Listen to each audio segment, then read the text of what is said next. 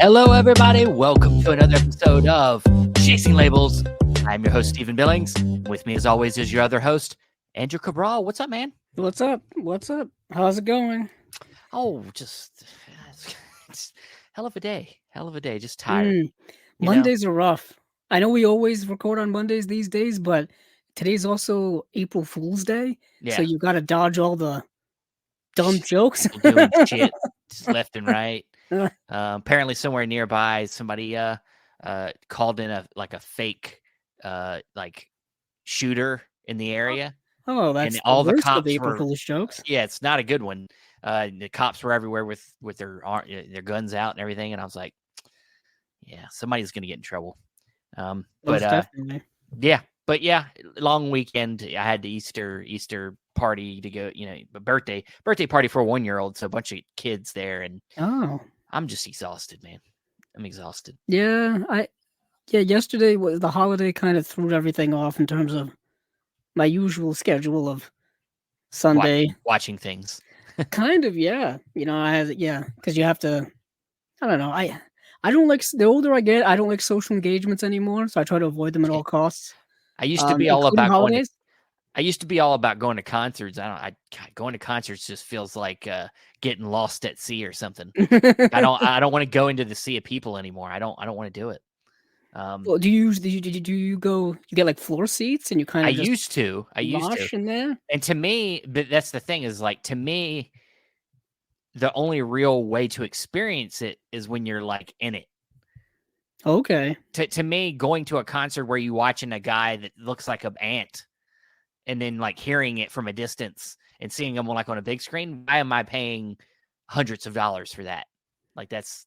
If I'm going to go to a concert, I'm going to go so that I can at least be close enough to see them in person without squinting my eyes. Like, Yeah. Whenever I go to a concert, I always get like lower bowl seating, like lower arena, somewhat close to the stage because my eyesight sucks. Also, I figure if you're going to see somebody you've always wanted to see, you might as well see them. You know what I mean? Yeah.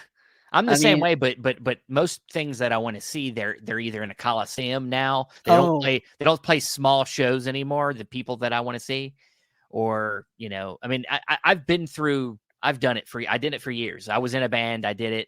I don't need to do it anymore. I'm done. Yeah, I've done smaller venues, and then I've done like stadiums. I don't know, outdoor shows in big like football stadiums, like 68,000 people seat stadiums. And then you got all the people on the field as well. So the place is like, way more than that. The sound is so different and the atmosphere is so different than when you're inside. I prefer small venues, but then again, that's the most exhausting. Yeah. I'm also stuck in between like metropolises. Like I'm stuck in between New York and Boston. So all of the bigger people tend to skip over this area in general. So you have to travel a little bit to get to any cool shows for the most part. Yeah. We got some regulars back with us, of course. David James, always watching us. Thanks for the greetings. Greetings to you, sir. Also, of course, Humboldt Horror Honey's always here. Thank you. Good to see you here. And they ask, who would you love to see now? I don't know. Or if we're talking like newer acts, I mean, like I'm a big Cage the Elephant fan. I've seen him multiple times. Other than unfortunately, I don't get a chance to listen to it. We're watching so many movies. I'm not listening to a lot of new music. See, I've noticed that you don't listen to a lot of. The thing is, I listen to a lot of older stuff. That's me. By older now, it's like stuff I listened to in high school, which was 20 years ago. Well, that's what I'm saying. Yeah. I mean, like when I was growing up, I was listening to a lot of older classic rock stuff like that. It's classic now. Well, it's even more classic now. Like when I was growing up in the 90s, grunge had just started. So when grunge started in the early 90s, I was between like the ages of like 3 and 6. You know what I mean? So it's like super young. Unfortunately, a lot of those bands don't really tour anymore. I know Pearl Jam has got new music out now, a new album. Like the hardest, but they never tour in America. That'd be cool to see because I've seen all of my favorites. I've seen Aerosmith. I've seen Guns N' Roses 3 times. I've seen Lenny Kravitz twice. That's cool. I've seen. I'd like to see somebody like like the Black Keys. I'd like to see. That'd be cool. I got really no. Fuck, I did see the Black Keys. I saw them when they toured with Kings of Leon. I saw Kings of my Leon. goodness, what a band from Blast from the Past. Yeah. Well, they're still. They just got a new album coming out. They're not Well, I mean, like they had that one big hit song, like 14, 15 years ago. That's if you're not paying attention to Kings of Leon. Well, yeah. First, real quick, first 3 albums really awesome. After that, not great. Which people would argue with me, but that because they got popular after the first 3 albums, and the 4th album's the one you're talking about, Sex on Fire. Yeah, that's Use Somebody. That's the songs that everybody remembers. Those are the songs that were huge hits. Yeah, like, and I don't care about them to this songs. day. Yeah, and they hate them songs because that's all people want to hear. Yeah, that's all people want to hear. Even the classic of classic bands, they just want to hear the hits, really. Yeah, but every time the Rolling Stones tour, there's a few cool newer bands that I've listened to that I can't think of them right now, but there are some newer acts I'd like to check. I heard the Foo Fighters would be pretty cool. I've seen them. That's kind of awesome. But every time they come around here, they only really play like Fenway Park.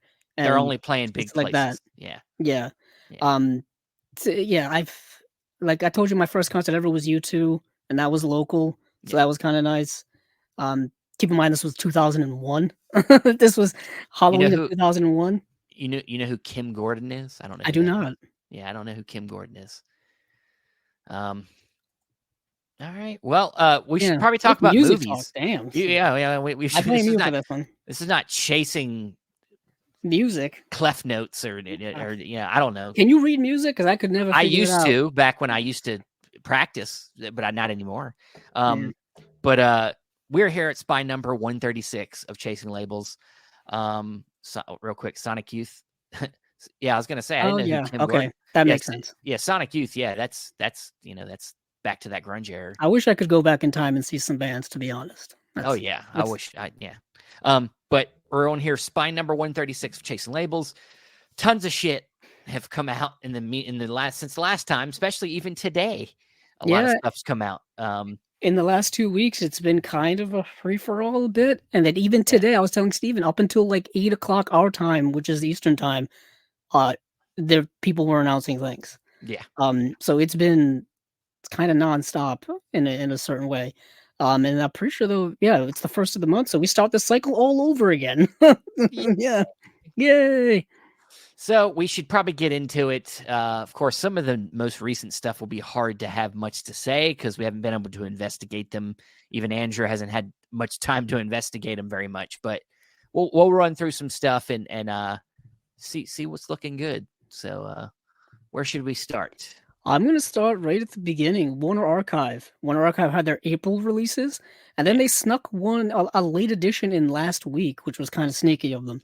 They also had that sale going on that one website. Yeah, Movie Zing. Movie Zing had a 4 for $49 sale, which is not as cool as the 4 for $44, which nothing's as cool as that. Yeah, because that just sounds more marketable, more it kind of rolls off the tongue a little better. Plus, you could get movies for $11, purchase like 12. So I went on there and I looked around. They had a lot of stuff on sale. Not a lot of the modern stuff, like stuff that had come out this year, not so much. But still, the catalog is getting so deep. Every single month is just filled with things now, including April. First up, the one that they did sneak in last week, that's going to come out April 30th, is an Anthony Mann film called Devil's Doorway, which is a cool title. It's a pretty cool title. I do like it. This is a Western by Anthony Mann, circa 1950. I want to get every Anthony Mann film, so I got to get this one. So that's why I included it here. It's a movie starring Robert Taylor. Robert Taylor as an indigenous person, so not exactly the best representation. What is interesting about the premise of this film is that it's supposed to be a commentary on the white man's mistreatment of the indigenous population, which is well documented throughout American history. Yet they have Robert Taylor playing the lead character who is an indigenous person. So it kind of doesn't really quite add up. So Robert Taylor plays someone who fought in the American Civil War, then returns home to basically, live out his post-war life. But of course, it doesn't quite matter if you've served in the military or not. If you are someone who is of a different culture that white people don't like, they will They will go at you. They will persecute you. They will try to steal your land, which is the case here. He has this plot of land that's been in his family forever because they're native to that land, and of course, the American government institutes this idea of the Homestead Act, where you can basically claim land anywhere you want. Essentially, there's more to it than that. But Yeah. unfortunately, if you're an indigenous person, you're not allowed to do it because you're not considered a citizen of the United States. Racism right away. Racism and prejudice right Hmm. away. So basically, Robert Taylor and his people, the Shoshone, are fighting to keep this land, like both literally and figuratively. And that's kind of what the movie is about. And it's kind of apropos because there's, of course, a lot of indigenous, um, you know, uh, prejudice and hate that goes all the way up to this day. And this was back in the late 19th century. So it's a really good film, well directed by Anthony Mann. It's kind of gritty. Like I said, it's dealing with some pretty heavy themes. Yeah, I thought it was really good.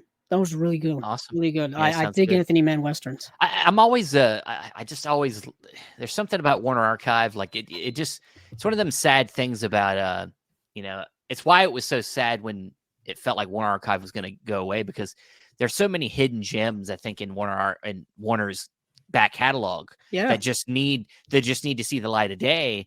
And it kind of sucks that I mean, like, as much as I love these releases, it kind of sucks that they're all stuck there.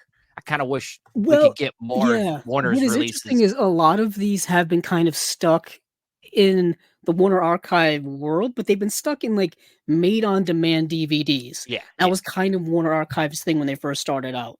They were like, you can only order these from us because then we're going to make them on demand when you get them. So they're kind of burned on disc, which already um, isn't great for video transfers and video quality and stuff like that. But at least you would get these movies that were deep Warner Brothers catalog titles that yeah. obviously weren't going to get a mainstream DVD release at the time, and certainly weren't going to get a mainstream Blu-ray release until kind of this day. Warner Archive, we do treat as a boutique label, but it's a boutique label from a mainstream company.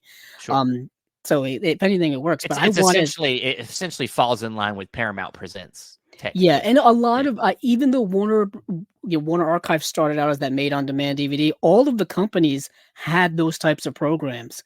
Like Sony had it with like a lot of Columbia back catalog, Universal had it with a lot of their back catalog before they yeah, started doing the more of like sending out distribution rights to all these companies that we now cover in the boutique label world. Um, all of these companies were kind of doing that Warner Archive type of burn-on-demand DVD program. Now it's not so much a thing. Um, but I'm glad we're getting these Blu-rays. I oh, of really am. course. Yeah, yeah. I Um, mean, but moving on from there, we've got a couple of interesting ones that I wanted to point out. The Mask of Fu Manchu, I'm only going to point it out because it stars Boris Karloff. yeah. And if you have all the other Fu Manchu films, I I was gonna guess you say, kind of want to add this one. I got the indicator set, and I'm like, and I know that that's the Christopher Lee, like, them Yes, are the Christopher the Lee, later ones. Yeah. Fu Manchus. But I'm like, man, I got all these Fu Manchus. I kind of want to get the Boris Karloff Fu Manchu now. Like, why not? I mean, Yeah, I know it's not a great movie. yeah, It's from 1932. It's a pre-code film, which is always cool to me. But Boris Karloff is, once again similar to Robert Taylor, coincidentally in Devil's Doorway, playing someone of another culture that he's not a part of. They make him look like Fu Manchu in a very yeah, stereotypical, Asian makeup and all this kind of prosthetics and whatnot. I mean, in the Devil's Doorway, in some scenes Robert Taylor has a very deep tan, and to make him look yeah, indigenous, and then other scenes he doesn't. yeah. It's very very When, weird. when Uh, are you gonna go Fu Manchu, like, for real? Like, uh, we won't Probably judge never. you. I mean, I keep the goatee one because I've had this goatee since I left high school in 2006. Why Because why in why no high change? in high school, they had a clean shave policy because I went Okay, to a private school. So no gotcha. one could have facial hair. No one could. I don't think anyone could have long hair. Obviously, the girls could, but I don't think the guys could. So if anything, it was a protest after to that. And then I've had it since 2006 and I've never gotten rid of it. And then part now it's kind of an homage slash tribute to Orson Welles because he Yeah. had a goatee for a Okay. good portion of his life, especially later on when he when he was in like doing F for Fake, and he was dressed up as a magician and doing like magic tricks in that movie. I always like to think that one day I'll pull out the full Orson Welles F for Fake cosplay. I feel like that's a thing. I mean, David thought you were Fu Manchu at first. Oh, not really. No. It's Orson Welles. That's what I've been telling people for years. And if people don't know who Orson Welles is, I guess it's kind of a plays into the mystique of it all. Yeah, pretty much. But yeah, this. Oh, thank you, Humboldt. I do like random compliments from people, so that's nice. Yeah, it looks good, man. It looks good. Thank you very much. So this is, of course, getting a 4K restoration. Yeah. It comes with the classic cartoons, Freddy the Freshman, and I think the Queen was in the Parlor. I don't know if that's a classic cartoon, but Warner Bros. Used to add that as special features, like classic cartoons. Yeah. But the real highlight of this slate for me are these next two films. Okay. You're a Big Boy Now and The Rain People. Thank you, man. Thank you. Oh, you're welcome. And the reason why these are so important, I think, because these are both early Francis Ford Coppola films from the 60s. Yeah, that's a big deal. Yeah. Especially You're a Big Boy Now is from like 64, which is super early. Do we know if this was like part of all these new restorations he's been doing? Did they do it? My guess is it must be. Yeah. Remember we had James McCoskey on from American Zoetrope, and I know he's been working on everything, on a lot of things that he's been hinting about coming soon. I mean, obviously, we just got that recent Coppola film, which just got a 4K release, which came out recently. That one from the 80s. It's like something with heart in the title. I can't remember. Yeah, it's like it's not Whisper of the Heart. I don't know why I'm thinking of that. But I'm gonna look it up just because I don't want to do. Speaking of which, Megalopolis, his newest film, just got screened for like 300 of his like friends and people, and apparently they loved it. But if you're going to invite his friends, if you're going to invite 300 people who a special invite, you better hope these people are going to like it.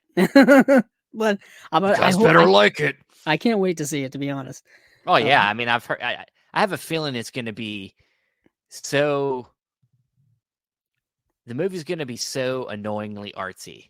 Oh, I have a feeling. Yeah. I mean, he put $120 million into this film, and he wanted to make it exactly the way he wanted to make it. He's at that stage in his career where he just obviously wants to make it exactly the way he wants. You know what I mean? I mean, if you put out your own money into it, I mean, it's all there's about nobody control. Telling you can't do it. Yeah. Because it's usually the money people who make you have to do things. And apparently, he's talking about how this is in his last movie. Now he's saying he wants to make something else. Yeah. Good. The movie we were talking about is One from the Heart. That's the one that got a 4K release recently. And I know James McCoskey's working on other stuff as well. So I guess maybe this is maybe something he did a while back ago, and Warner's finally putting it out. Maybe I don't know. Yeah, I'm trying to think of what else is left for, because they put out The Godfather, they put out Apocalypse Now, they put out The Outsiders. Rumblefish has got a Blu-ray release at this point. Yep. Dementia 13 just had another Blu-ray release that came out recently. Yeah, it was. So now you're going backwards. Now you're going back to the early stuff.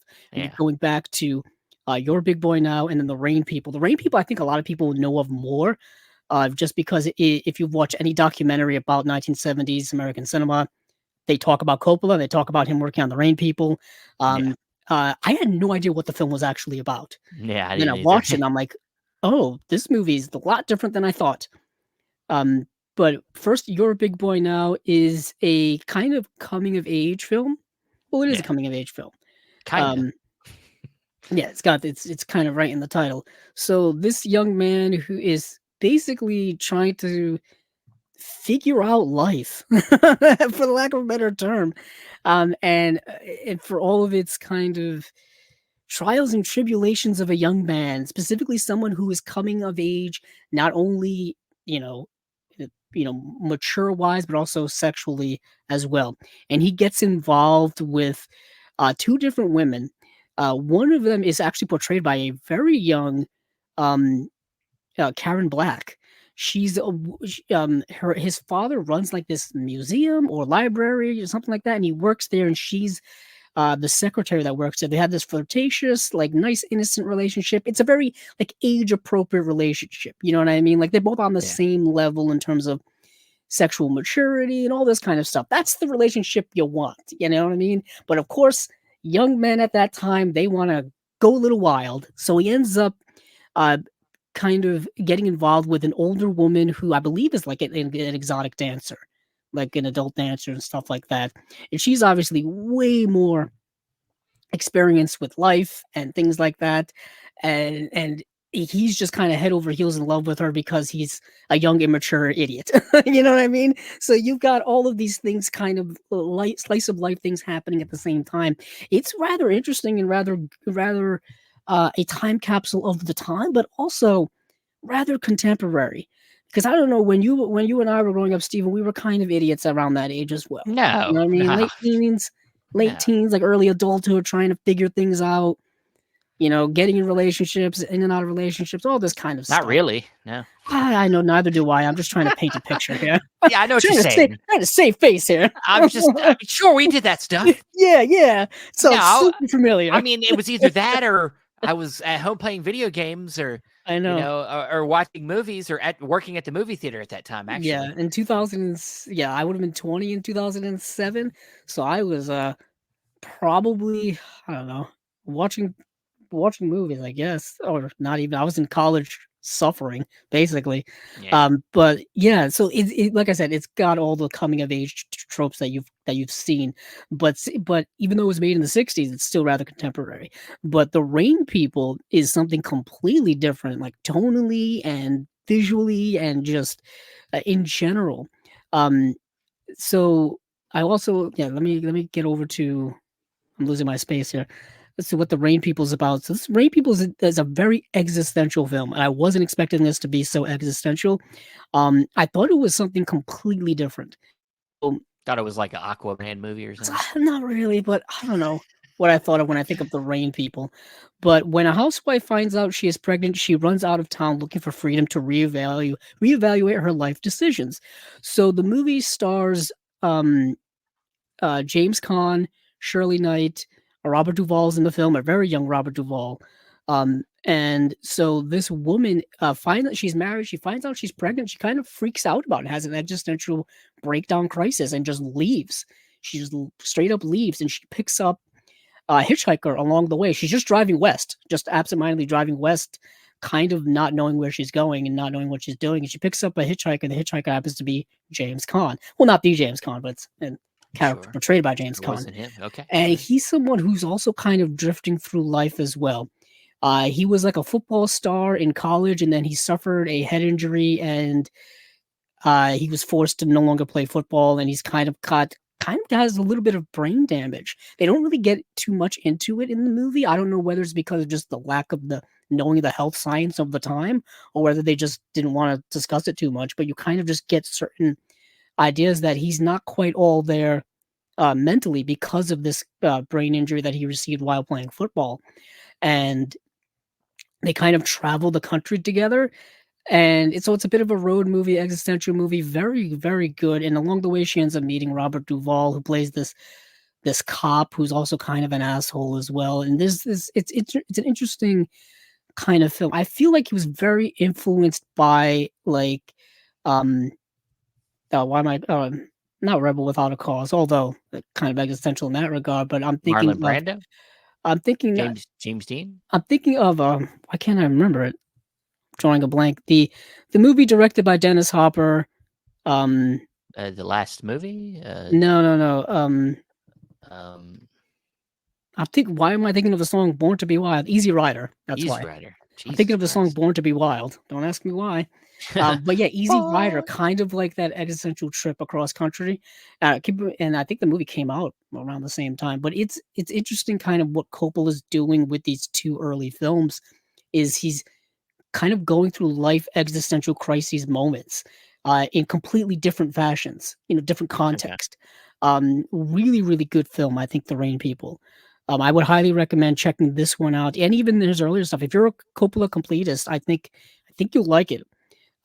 So those two are must gets for me, just because I've got all of Coppola's other stuff except I don't have Jack. Jack, just the Blu-ray. What the hell are you doing? Why don't you got Jack? I don't have that. I don't have Twixt. Which is the movie he came out with 10 years ago, that vampire movie, which he just recut and put out again, which we talked about here. He retitled it Betwixt.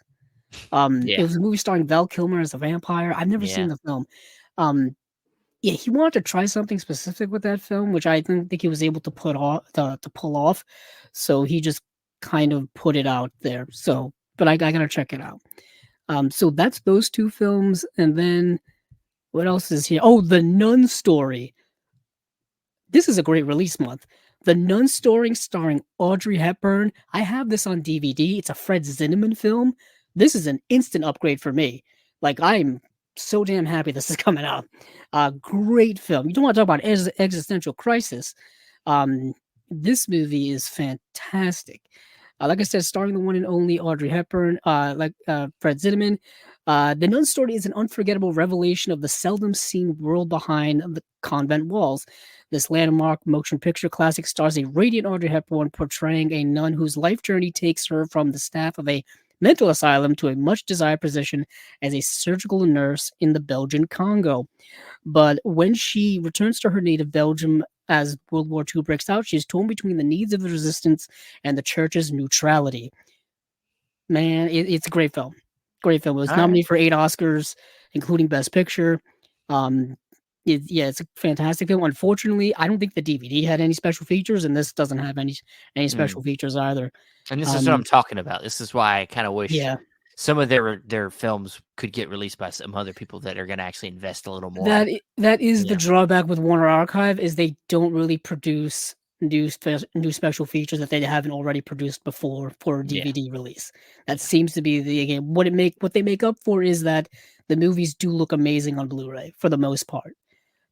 So that's kind of the trade-off, I guess. That's why I kind of wait till they're on sale. You just want the movie, then you're gonna get you'll get the movie that looks good. I wait for a certain price point for me personally, and I'm like, that's too good of a price point to pass up. It's usually around the $10 range. If I can get it close to that number, I feel like that's a good value for this. Especially if it's an upgrade like The Nun Story. Friendly Persuasion is another interesting film here in this slate because it's another film that I saw on DVD so many times in stores over the years and was wondering if it was ever going to get a Blu-ray release. It's a William Wyler film from the mid-50s. And it's a William Wyler film dealing with an interesting premise, starring Gary Cooper, who's ever stoic in this film, and he's always stoic in general. I don't know. Over the years, the more Gary Cooper I've seen, I more realize how stiff of an actor he can be. He's kind of like he's very much a very, like I said, stoic actor. And he was like that throughout most of his career, pretty much all of his career. But in this film, he's kind of has to play that role. He plays a man who is a Quaker during the Civil War. And if you know Quakers, they're pacifist. They don't fight. So of course the Civil War breaks out, and he's kind of torn between having to fight and not having to fight. And there's confrontation between him and the local people, him and his family. What's his name plays his son in this film, and this was right before he was in Psycho, and that is Anthony Perkins. So Anthony Perkins plays his son, and Anthony Perkins, of course, is kind of young and jubilant, getting caught up in the whole, fever of war and stuff like that. So he wants to fight. That creates a conflict between him and his father. It's an interesting kind of movie like that. But even just telling you the premise of it, you can kind of understand the type of movie it is. It's a rather safe film, rather safe depiction of this conflict, of the Civil War, and these themes of willing to fight, not willing to fight. For me, a movie that is similar to it, but I think is a lot better, is Shenandoah with Jimmy Stewart. Jimmy Stewart, I think, is just a better actor doing this kind of thing, doing this kind of pseudo-Western, even though Shenandoah is more of a Western. And in that film, he basically just wants to remain neutral just because he doesn't want to fight at all. And he's basically forced into things. He's forced into the war because of certain circumstances. What would make it interesting? You know what's interesting, Stephen? The movie The Patriot with Mel Gibson? Of course I do. Shenandoah is kind of similar to that. That would make a nice double feature. No, I think I remember. I think we talked about it. Did we talk about it? Yeah, I think we talked about it. In The Patriot, Mel Gibson doesn't want to fight, but he's kind of forced into it. Yeah. due to certain circumstances. Well, it's because he fucking shredded some people back in the day, and he's like, I'm trying to move on from that. And then his son's like, I want to go to war because it looks cool. Oh, you mean a young Heath Ledger? Heath Ledger. Yeah, that's a good cast in that film. Heath Ledger, Mel Gibson, Jason. What's his name? Plays the main bad guy. Jason Isaacs. Always plays a great bad. He's a great actor.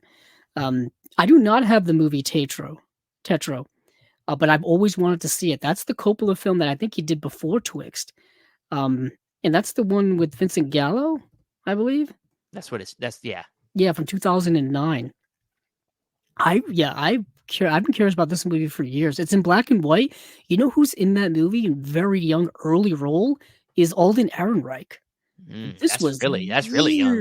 This is years before he was in that Coen Brothers movie, Hail Caesar. Before he was like almost a decade before he was in Solo. He's making a little bit of a comeback now. Good for him. Yeah. After Solo, he was in like actor purgatory, I guess. He shows up in Oppenheimer. Yes, but he was also in Cocaine Bear. Yeah, that's the comeback movie right there. Cocaine Bear. Cocaine Bear and Oppenheimer. They go hand in hand. That's going to get him back in the spotlight. He was great in Oppenheimer, but I haven't seen Tetro, but I really want to. I have to boost up my late Coppola collection. I don't have a lot of his later stuff. Oh, you need Jack. I do need Jack. You know what? I watched that movie when I was a kid. When did it come out? Like 96? I was probably like 9 years old. That's like the perfect age to watch that movie. Yeah, it's the 90s. It's Robin Williams playing a kid because he's got that disease that's going on in that movie.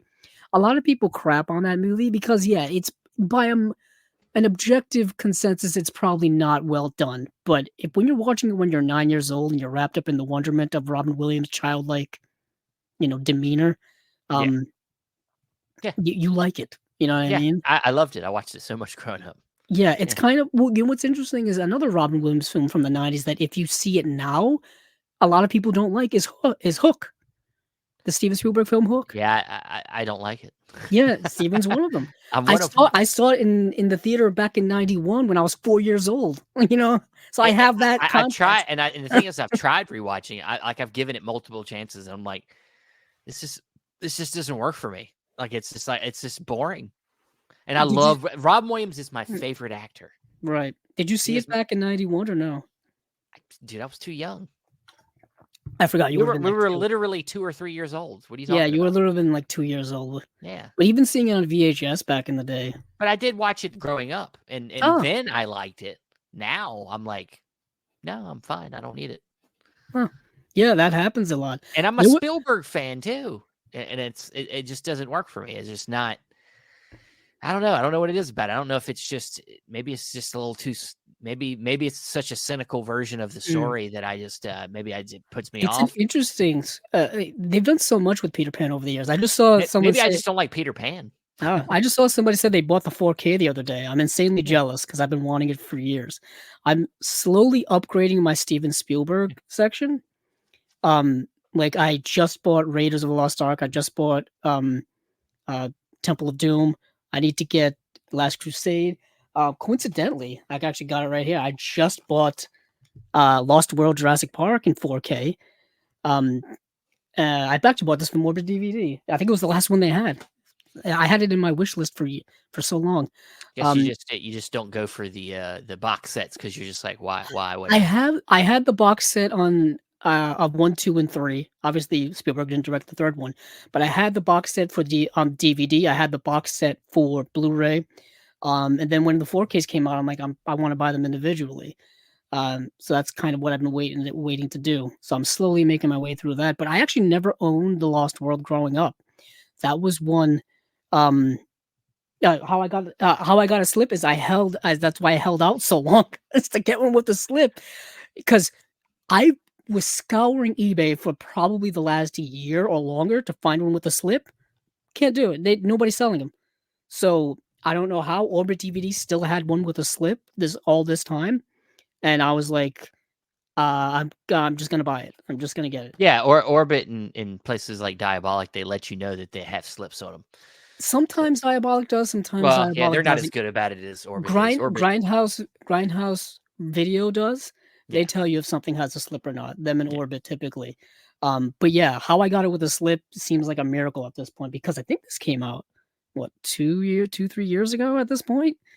So I'm incredibly lucky. Because I'll hold out for the slip covers. You know how I am, Steven. You know how I am. We have good intentions to be like, look, it's all about the movie, but then when we're collecting, we're like, we want the best version of that thing. So we want the slipcover. And then when we can't get it, we're like, Andrew will just wait. He'll just wait forever. Yeah, I'll wait till the end of time. People do sell the slipcovers individually on eBay. Sometimes very, very expensive. Sometimes not.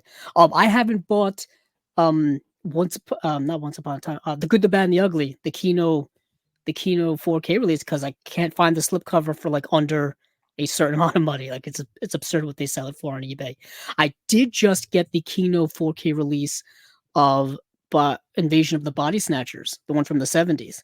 I know, Steven, you just got the Arrow release of that, and I've been trying to get the Kino release for the last 3 years, and I'm like, this has been a goal, so I'm gonna get it. And I did. So hopefully it comes this week. I know you, but the funny thing about that is you talked about it so much on this show we did. When it got announced, but they kept like posting about it like over and over again. So I'm like, to annoyance. We literally talked about it like 5 times on the show. And it took me 3 years to buy it. And then he took this long to buy it. And you're like, you fucking kidding me? I had to go through all that. Yeah. Talking about the same movie because they kept posting it. I'm like, dude, we've talked about this movie. We don't need to talk about it again. Yeah, but they posted it again. Yeah, no, we don't need to do it. And then Arrow released it. So it took me so long to get it that another company released it in 4K. Yeah. But last thing here on this Warner Archive slate, back to the task. Yeah, God, we spent the whole show so far on talking about this label. Stuff. You need to. We're gonna speed this up, buddy. We're gonna speed this up. So the last one here is a double feature of Scooby-Doo on Zombie Island and Return to Zombie Island. I got my collecting habits. One of my biggest collecting and longest collecting goals has been to buy everything from Hanna-Barbera. So I'm going to have to get this eventually. Yeah. 3 years from now. Yeah, Scooby-Doo on Zombie Island is actually pretty great. It's actually one of the few times where the things that they're fighting or that's chasing them is actually real and not just people dressed up in costumes. And it's actually super meta as well. Like they comment on that whole thing. How like just spoiled it for me. Their whole career has been them like, those I would have gotten away if it wasn't for these pesky kids. But it's like, now they got to face something real. I know. Which is kind of fun. You They're down in the bayou hanging out with zombies and stuff. I love Scooby-Doo. I always have. I even have like Scooby-Doo like stuffed animals from back in the day. Who do you identify with? Scooby. I do like sandwiches. And I guess I do like ghost stories. Yeah. Because I know you're not. I know you're not Scrappy. You're not a pothead. I'm not Scrappy, Shaggy. but what's his Shaggy. name? Shaggy. You're not Shaggy. So, although I do like the live action James Gunn films. I've always wanted to get them in my collection. I remember when they came out in theaters. I think I saw either the first or second one in the theater. I can't remember. But those were like great adaptations of like what a live action cartoon would look like. It would be ridiculous. It would be incredible. And so I've always wanted to get this. And apparently there's like 40 Scooby-Doo movies. Just movies. I'm not talking the TV series as well. So there's a ton of Scooby-Doo content because they've been around since I think 68 or 69. Like it's a long-standing franchise for Scooby-Doo. They're still making stuff to this day. So moving on from there, let's get out of Warner Brothers area. Let's go over to Steven. Where are we thinking? How about let's just go through Kino real fast. Yes. So literally the day after we talked about Dangerous Game, the Abel Ferrara film that's coming out from Vinegar Syndrome, Kino announced they're putting out Bad Lieutenant on 4K. The 1992 film starring Harvey Keitel as this dirty cop, you could say. Pretty dirty. Yeah, pretty dirty. I've never quite figured out if the Nicolas Cage Bad Lieutenant film is kind of a remake of this, even though it's set in a different place, but it's also about a dirty cop. It feels like it's definitely inspired in some way. I feel like, but I don't think it's supposed to be a remake. I don't think it is. Yeah. Okay. Yeah. They're very similar characters. They're both like unhinged cops. This is coming out May 21st. It's a 2-disc edition, 4K UHD plus a Blu-ray. I've got some special features on here. There's a new interview with the cinematographer. There's an audio commentary with Abel Ferrer and the cinematographer. Brand new HD master from a 4K scan of the original camera negative. This is going to look hopefully really good. The Blu-ray, which came out forever ago, I remember looking pretty good.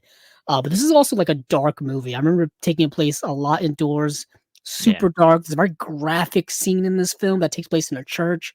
Fair warning for that. Also, full frontal Harvey Keitel nudities in the film as well. If you need to be aware of that, I guess. It's Abel Ferrer. You just gotta like be aware that it's his type of film. We talked about Abel Ferrer with Tony Michas on the recent on Watch Pile as well.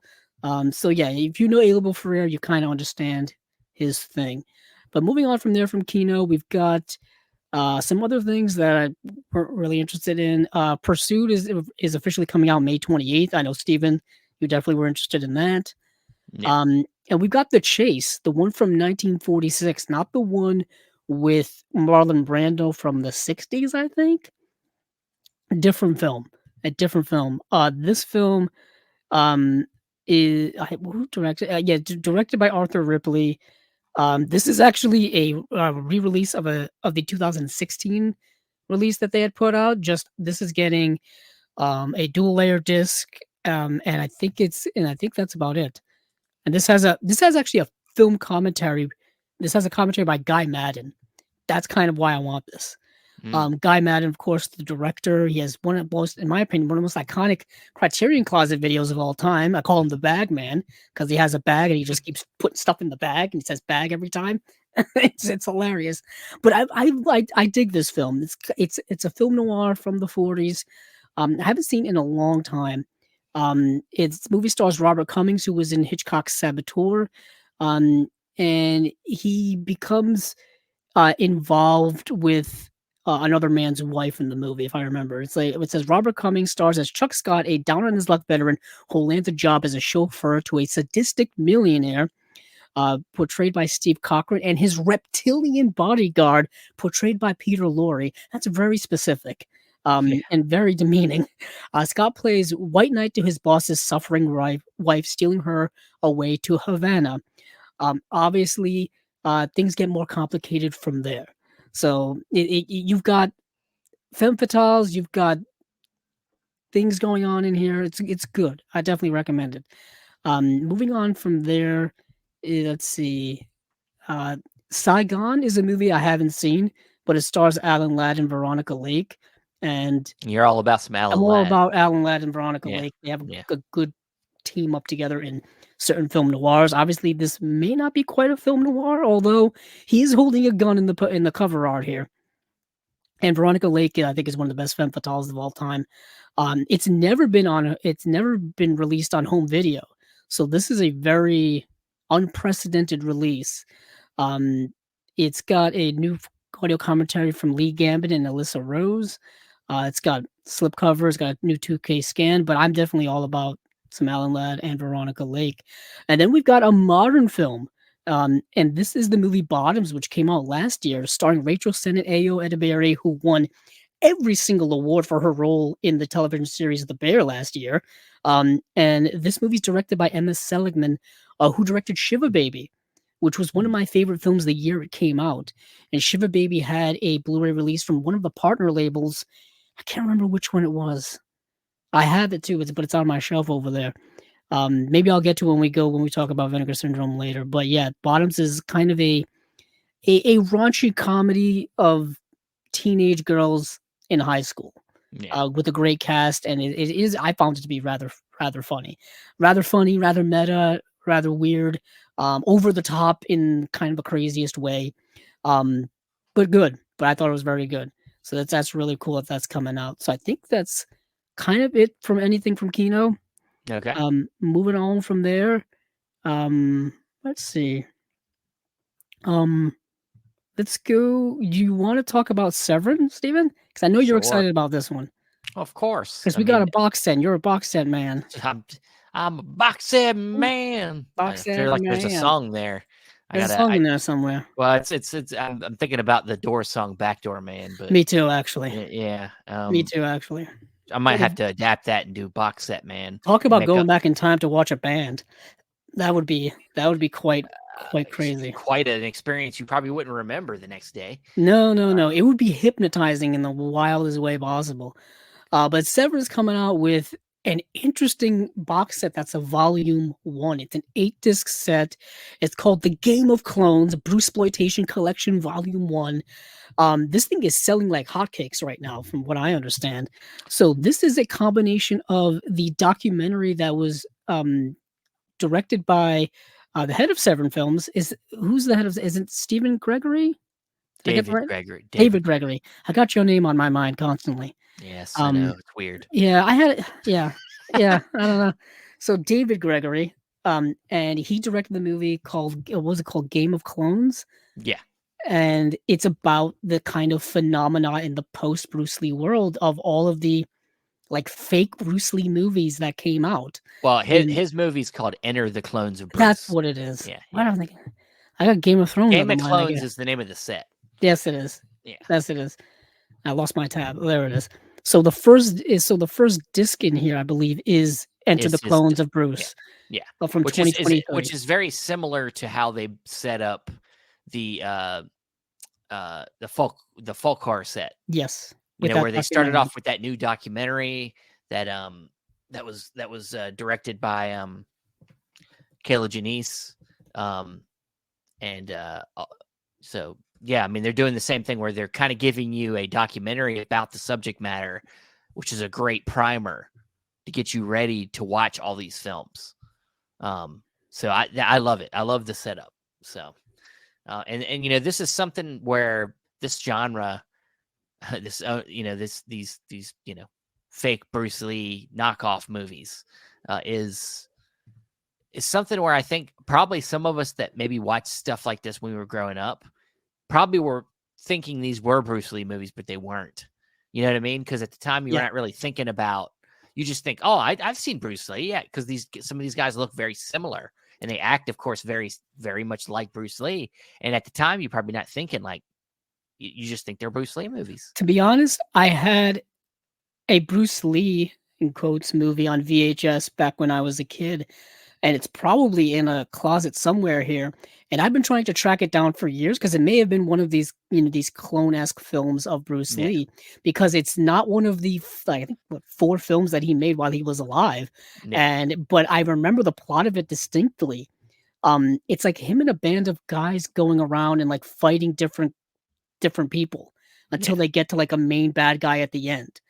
And the movie ends with like Bruce Lee like laughing and like holding his leg as like a bunch of bodies are around him, and he's like, cool. That's how the movie ends. I haven't seen this movie in 30 years, but I used to watch it all the time as a kid because I wanted to watch Bruce Lee movies. And back in the 90s, they had a bunch of them on VHS, like everywhere. Like you could buy Bruce Lee VHSs at the supermarket back in the day. Like these were always around. Like I had Game of Death. On VHS back in the day. Now over the last few years, we've talked about it so much of his stuff is just getting released and re-released, and it's always the same movies over and over again. Arrow just had that 4K box set from last year. Enter the Dragon has had a number of Blu-ray releases plus a 4K from Warner Brothers. We've had the Shout Factory releases from years ago as well, which I have some. But yeah, this whole set is fascinating. You can actually go on to the Severin Films YouTube channel and watch the trailers for all of these movies and just kind of get a sense of what they are and what they're all about. But going back to this set, it is an 8-disc set with, I think, 15. It's 15 movies, including the documentary. Yeah. So the first disc has Enter the Clones, Story of Bruce Lee. The second one has The Clones of Bruce Lee from 1980, plus Enter 3 Dragons from 1978. The third disc has Enter the Game of Death, Goodbye, Bruce Lee, His Last Game of Death.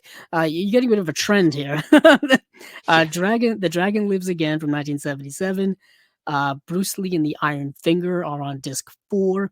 Disc 5 is The Challenge of the Tiger, as well as Cameroon Connection from 1984. Super Dragon, The Bruce Lee Story from 1974, and The Dragon Lives from 1976. That's disc 6. The Dragon, the Hero from 1980.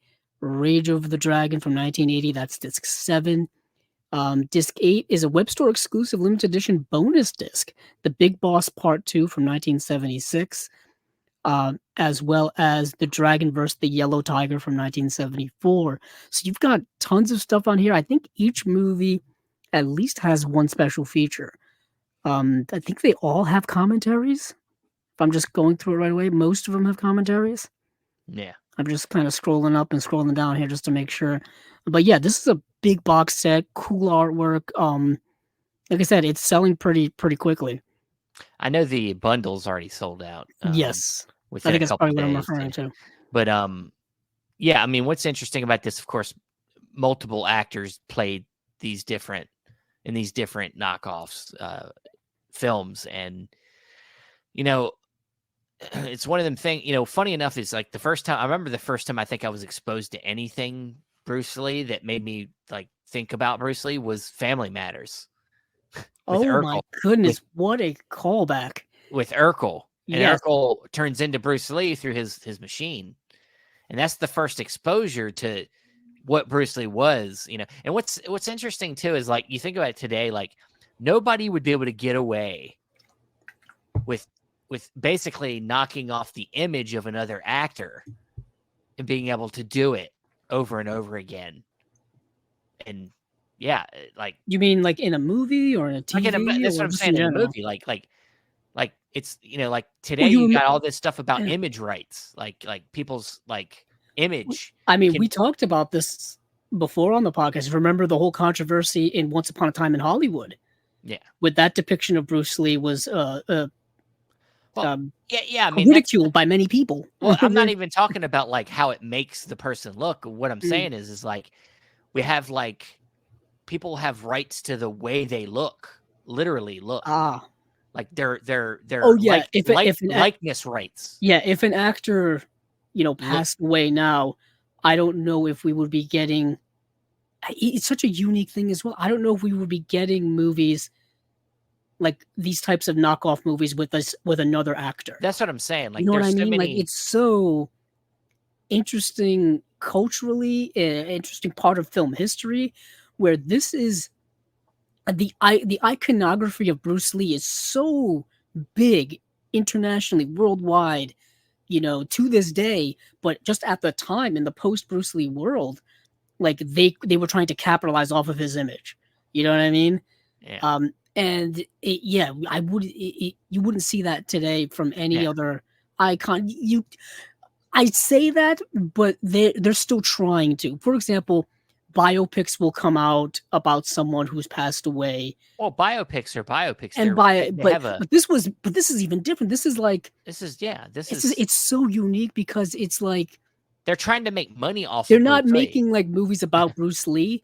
They're making movies with people who look like Bruce Lee and with their name spelled kind of like Bruce Lee, just to get people who liked Bruce Lee to go see it to make money off of it. It is a can of worms like you wouldn't believe. Well, that's what I'm saying. What a scheme. That's why I'm saying it could never happen because these were intentionally movies to try to make money off of BruceLee and his legacy. And like, but being aware of it too, like they're like aware of what they're doing, yet they're still doing it. Yeah, I mean, and Bruce Lee was so iconic that it was like his own character himself. Like he was like a superhero. Oh, he's a legend. Yeah. Like his legend has like dipped into like folk heroism now. I think at this point. I mean, they've made even more. They've made serious films about even people that the guy that taught Bruce Lee how to fight. What was it called? The Grandmaster.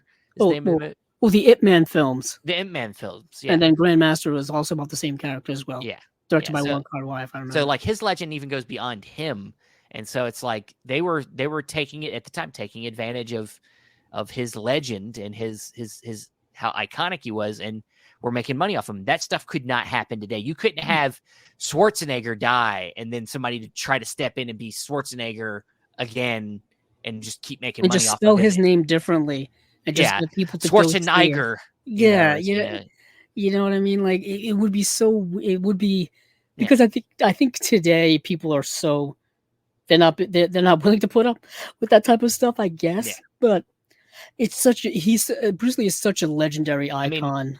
I mean, look at right now how they're trying to remake The Crow. Speaking of Bruce Lee, his son, Brandon Lee, yeah. You know, they're trying to remake The Crow, but nobody wants to see that movie now because it's not Brandon Lee, and you know, they're like, oh, you're just trying to copy the first. Yeah, nobody wants to. This wouldn't fly today. That's why it's so unique. Is that this was part of a time where people, you know, he was so popular, and it was so sad that he had died so young. He died very suddenly, and really in the he wasn't even at the peak of his career. Like he was still like, in the middle of the rise. He was only like 30 years old. 30. Yeah, and I mean, like he had, I think, Enter the Dragon had just come out around the time where he passed. I mean, like he was still making. I mean, Game of Death is an unfinished movie. Yeah, they went and finished it later with like cardboard cutouts, but you know what I mean. If you go back and look at it, it's quite comical these days. But yeah, this box set is so fascinating. Just culturally, what it means historically, film history is interesting. And it's only volume 1. And this is only volume 1, so they probably have their hands on a bunch of other of these as well. You can buy the documentary just by itself if you just want to see the documentary. And if you can get it, like you said, the bundle is kind of sold out. And then you can just get the box set by itself. They got other, like, you can buy books by itself. They got other stuff here on the Severin Films website. But yeah, that's a pretty cool release from them. Let's move to the other side of the world with another box set centric release, and that is the Imprint June slate. We've got a good slate from Imprint. We've got actually a couple of things cooking with Imprint this past month. They've got their June slate, and they've got their Imprint Asia stuff that they also announced as well. We talked about The Prisoner in our last episode, which is their TV thing going on. So they've got a lot of things cooking down there. But obviously, with this new slate from June, the highlight of it is After Dark Neo-Noir Cinema Volume 3. Stephen, how excited are you? Is that excitement? Is that Very. excitement? Well, I mean, yeah. I mean, look. I mean, we're both big noir fans, and these neo-noir sets have been not only, you know, tapping into that, but also just, you know, this sector of films, just the 90s in general, is just like a lot of these films that just have not gotten releases, you know, and have not gotten proper releases. And I love how the set kind of pulls these films out of obscurity, and they're like, this could be noir. You know, this should be considered noir. Yeah. Since it's a third volume, you would assume we're digging deeper into the whole catalog of what's considered 90s and early 2000s in neo-noir. Yeah. And after having seen all of the films, they are all noirish. We've got 6 films in the set. We've got Homicide from 1991, White Sands from 1992, The Crossing Guard from 1995, Heaven's Prisoners from 1996, Under Suspicion from 2000, and Dirty Pretty Things from 2002. I talked about Dirty Pretty Things in our recent Unwatched pile because I had a Blu-ray of it that's been sitting on my shelf for 12 years. So I decided to take it out and actually watch the movie for the first time. And it is indeed got noir elements in there. Kind of. It is stretching the neo-noir to the extreme. It's more of a drama, but it's got stuff in there. The other films, though, are definitely fall in line with the neo-noir that we know and many of us do love. So the first film is Homicide, which is a David Mamet film. And this film has been available on DVD from Criterion for many, many years. And it's never gotten a Blu-ray re-release by them. And it's never gotten a Blu-ray release at all until this day. Or until June, to be more specific.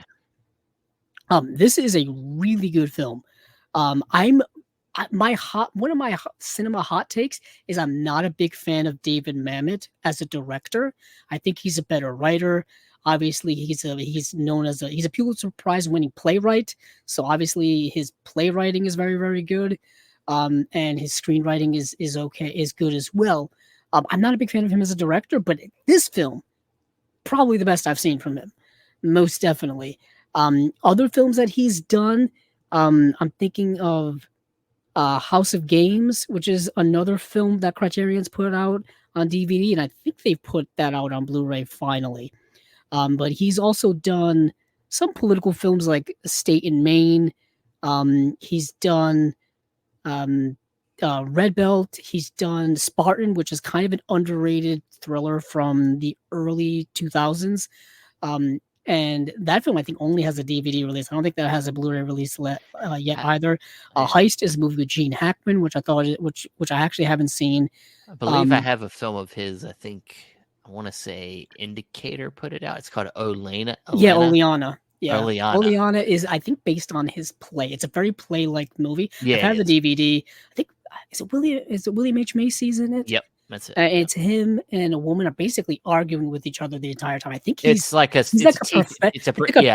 professor-student thing going on there. Inappropriate thing going on there, and he gets called out on it. They have this argument. Yeah.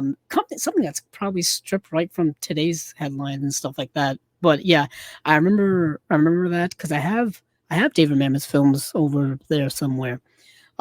But yeah, a lot of his stuff has kind of been stuck on DVD. But Homicide is very, very good. It's a movie starring Joe Mantegna. He and Joe Mantegna made a number of films together, including House of Games, and then a bunch of other stuff. I think Joe Mantegna also worked with him on Broadway as well. Joe Montana. Yeah, I thought about that the whole time too. Joe Montana. Joe Montana's a quarterback, you asshole. I meant Joe Montana. I meant Joe Montana. Oh, Waterboy, classic. Yeah, classic. So Joe Mantegna plays this Jewish cop in the film, and he and his partner, portrayed by William H. Macy, are involved in another case where they're trying to hunt down this kind of drug dealer guy who's also murdered some cops. So he and the cops are after this just drug dealer, portrayed by Ving Rhames, and very young Ving Rhames, pre Pulp Fiction Ving Rhames, and pre Mission Impossible Ving Rhames as well. That's in 1991.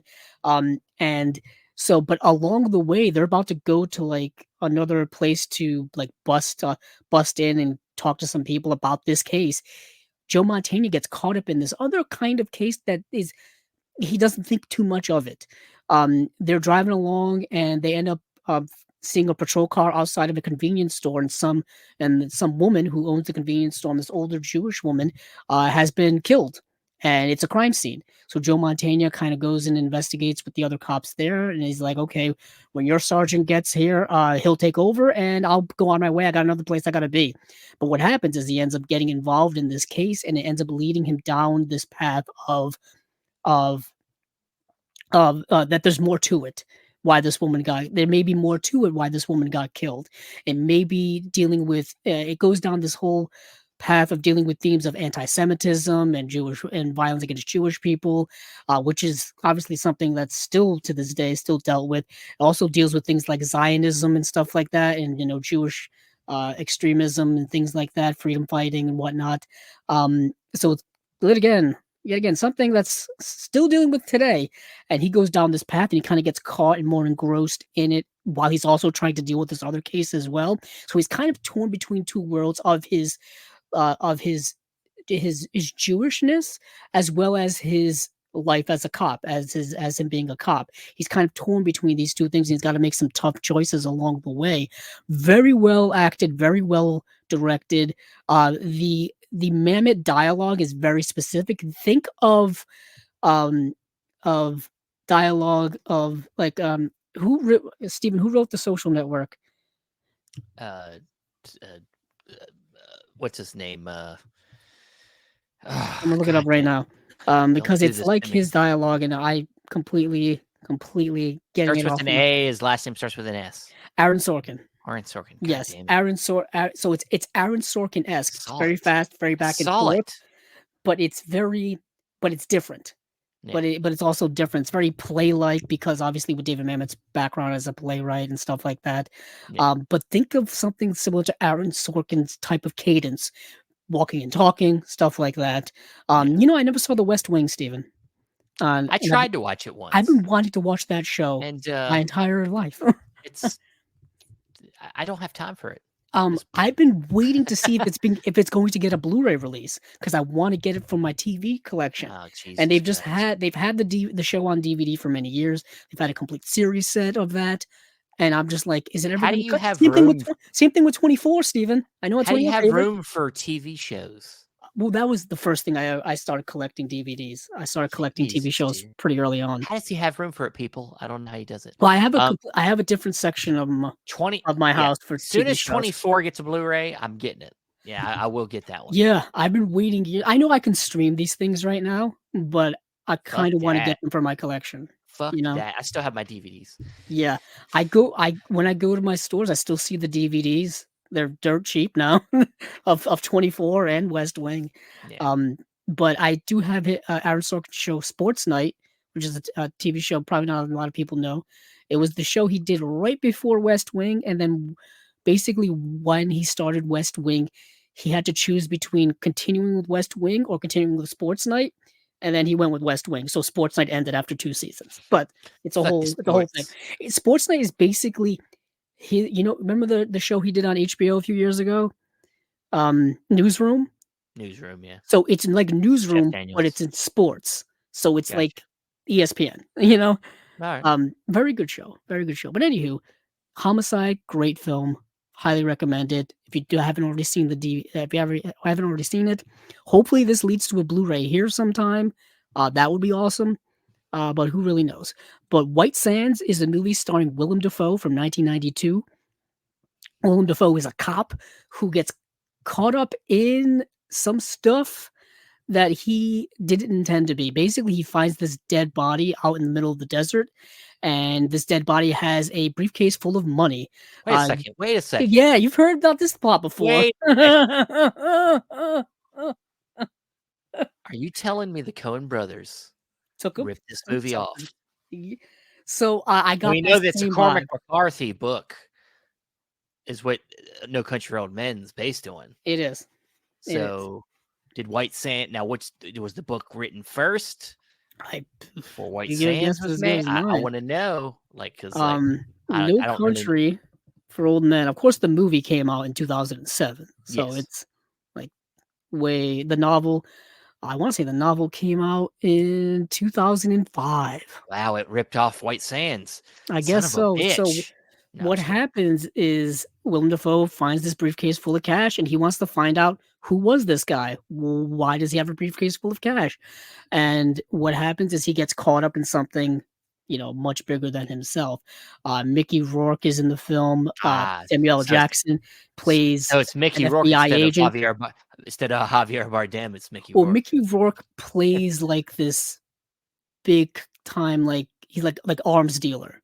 He's like a gun runner, basically, and that's kind of what this money is involved in. So Willem Dafoe basically tries to pretend that he's this guy who got murdered, and he's gonna carry out what this guy has to do. He finds out that he's got to deliver this money to Mickey Rourke, and he's got to work with Mickey Rourke to make a deal. So he decides to basically take this guy's place, and pretend. Basically, he involunteers himself to go undercover for the FBI to figure this out. So Mickey Rourke's Nicolas Cage from Lord of War. Yes, like that guy. Okay. I will say this: the movie is fine. It's got all kind of the neo-noir twist and turn elements in it. Willem Dafoe's character is kind of a boring dude, and Mickey Rourke is way more eccentric and way more interesting of a character, but he gets much less screen time. Mary Elizabeth Mastrantonio is in the film as well, and she has a little romance thing going on with Willem Dafoe, kind of. The late Emmett Walsh is in the film as well, a little bit. He plays a coroner that works along with Willem Dafoe. Maura Tierney, very young Maura Tierney's in the film. There's a lot of people in here who became way more famous later on. James Rayborn, who was, he was in Homeland, but he passed away as well. But I think he was the vice president in Independence Day. Yes.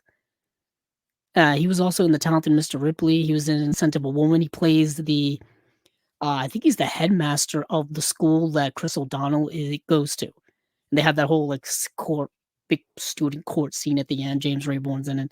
Always a great character actor. It was nice to see him on screen once again. But moving on, The Crossing Guard is a movie directed by Sean Penn, starring Jack Nicholson. Jack Nicholson would also go on to be in Sean Penn's movie The Pledge, which came out in 2001. These are kind of really dark, dramatic, doldrum types of films. This movie is dealing with Jack Nicholson going through a grieving process, going through alcoholism. Basically, his daughter died got hit by a drunk driver several years earlier. And now the drunk driver's getting out of prison, and Jack Nicholson wants to kill the guy. And he's basically going through the mental trials of handling all of that. And he's not dealing with it too well, Stephen. He basically spends his days like he runs a jewelry store, but he spends his nights just, getting drunk and hanging out with and paying women to hang out with him. And he's a mess of a guy. He's also estranged from his ex-wife. The movie has a really good cast in it as well, other than Jack Nicholson. I'm trying to, the actor who plays the person who Jack Nicholson is trying to kill is David Morse, who is another good character actor. Yeah. David Morse, I remember him being in Apollo 13. He's one of the astronauts in Apollo 13. He was in Disturbia. He plays the next door neighbor who may or may not be a murderer that he's Shia also is investigating. Yeah, he's also one of the dirty cops in 16 Blocks, which I consider the last Die Hard movie. Die Hard movie, even though it's not a Die Hard movie, unofficial Die Hard movie. That's my unofficial last Die Hard movie. It's the first four, and then that's the fifth one, and then none of the other ones exist. Yeah, so The Crossing Guard, like I said, it's directed by Sean Penn. Early Sean Penn directed film. Angelica Houston plays the ex-wife. Jack Nicholson has a romance with Robin Wright in the film at one point. Piper Laurie's in the movie as well. She plays David Morse's mom, which is interesting. Robbie Robertson, who just did the score for Killers of the Flower Moon from the band, who just passed away. He's in the film as an actor. I didn't know he was an actor. He's in the film as well. It's a good film. It's obviously a dark, slow, dramatic burn of a film because you're dealing with very heavy scenarios, very heavy situation. You do get a nice parallel story of David Morse's character and Jack Nicholson's character dealing with their lives and just dealing with this overhanging cloud of death and regret and depression and things like that because of the events that occurred several years earlier in this film. Really good film. I thought it was really well acted.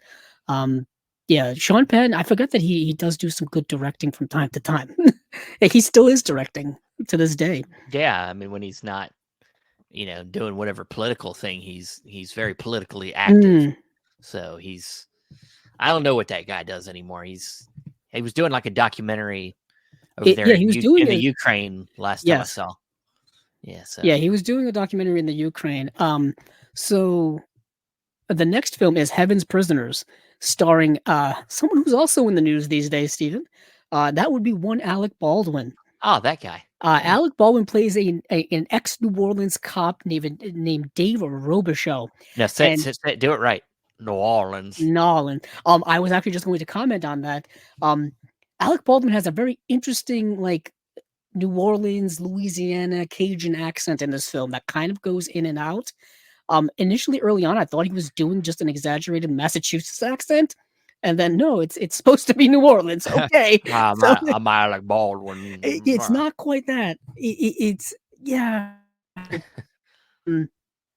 But this is a movie where, like you said, he plays an ex-cop, and he is kind of living like off the beat now. Like he's kind of put that life behind him, but of course something happens that drags him back in just when he thought he was out. Of all places, He lives like down in the bayou, so he lives like kind of in the water in the swamp area. So one day he and his wife are just like hanging out like on his boat or whatever. His wife portrayed by Kelly Lynch. Portrayed by Kelly Lynch. And a plane crash just happens to happen where he is. So he and his wife go over to help out what's going on, and they pull a little girl out of this plane. And it just so happens that I believe this plane was like smuggling drugs into the country or something like that. And he ends up going down this kind of rabbit hole of, you know, who hired this plane, who's running drugs in the area, all this kind of stuff. So he goes back to all his old contacts, and he ends up, of course, rubbing certain people the wrong way who you're not supposed to rub. And of course, there are some casualties that happen that just dig himself deeper into this mess. You've got one of the local kind of big drug dealers is portrayed by Eric Roberts, who's got like a ponytail going on in this movie. When you first meet Eric Roberts, he's like sparring boxing in his backyard with somebody. Like that's his intro of his character in here. Terry Hatcher plays Eric Roberts' wife, who's like manipulative, and she's always flirting with everyone. She's definitely the femme fatale of the movie. And Mary Stuart Masterson plays a character who is kind of an ex-girlfriend of Alec Baldwin, they also still have a relationship going on in some way. So you've got a lot of things being tossed up in this movie. So that's kind of the premise of here. And then what else do we got in here, Stephen? We've got Under Suspicion from 2000, which is a film starring Gene Hackman. And Gene Hackman's in the film, and he plays this lawyer who's living in Puerto Rico. It's Puerto Rico. And in Puerto Rico, he found this body of this little girl, and he called it in. And so this cop like brings him in to like question him about it, like, you know, what's the story, all this kind of stuff. And things are not quite adding up when it comes to all of the details that Gene Hackman is giving. Like he said that he was following a dog that brought him to the body, but the neighbors say that there wasn't a dog around that day. All this kind of stuff's not adding up. So this whole movie is literally just takes place in this police station where Gene Hackman just getting grilled by the police officer portrayed by Morgan Freeman, and then and his assistant is portrayed by who is it? It's a very young version of an actor. Is it? I'm thinking of Skeet Ulrich, but I'm not sure if it is. No, Thomas Jane. Really, Thomas Jane. Very young Thomas Jane is in this. This is this is 2000. This is pre-Punisher Thomas Jane. Monica Bellucci's in this film as well, and this is like pre-Matrix. Remember she was in the second Matrix film. Damn. So this is Monica Bellucci, like, oh man, like early on, and she plays Gene Hackman's much younger wife in the film. She gets much younger as well. Yeah. She gets roped into this investigation as well, and basically it's just Morgan Freeman and Gene Hackman just going at each other throughout this entire movie of like this investigation. And does it rival the relationship in Crimson Tide between Denzel and Gene Hackman? It gets very contentious because Gene Hackman gets accused of a lot of dirty, unsavory things, and he's kind of got to like prove his innocence or keep pleading his innocence. And Morgan Freeman is just trying to break him. So that's why they bring in Monica Bellucci. Meanwhile, the whole backdrop of this is that Gene Hackman's character has to deliver a speech at this big like police fundraiser, or this big fundraiser that's going on. And Gene Hackman is like this big like upstanding citizen in the community as well. So that's a whole big thing that's going on in here. If you like movies where it just play like it's just a back and forth, it's pretty good. You know what I mean? It's also nice to see Gene Hackman in a later role for him, because I don't think he did much after this. I think he did the movie Heist, which was David Mamet, and then he did Welcome to Mooseport in like 2003, and he called it a career.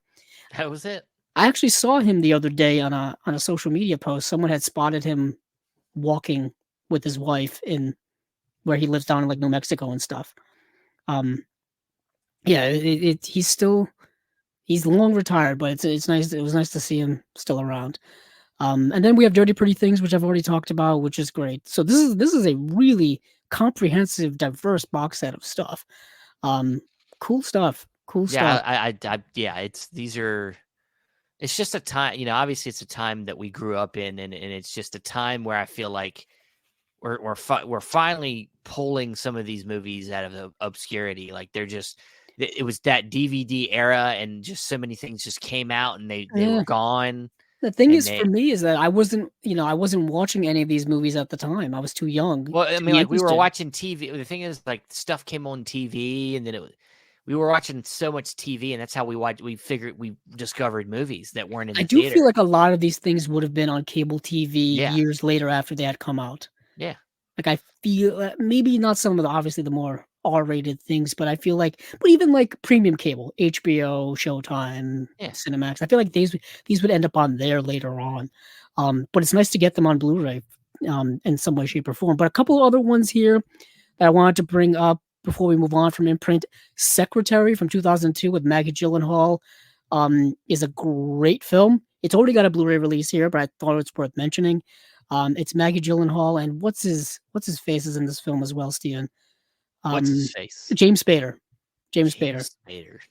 Very erotic film. Hey, Very erotic that's film. his specialty of the time. Yeah, he liked Yeah. doing that. Between this and Crash, you got a nice James Sex, Spader, Lies, and Videotape. Sex, Lies, and Videotape as well. The Martin Scorsese Films of Faith box set is interesting to me, but I already have The Last Temptation, and I already have Silence, and I Yeah. know the other film has Kundun.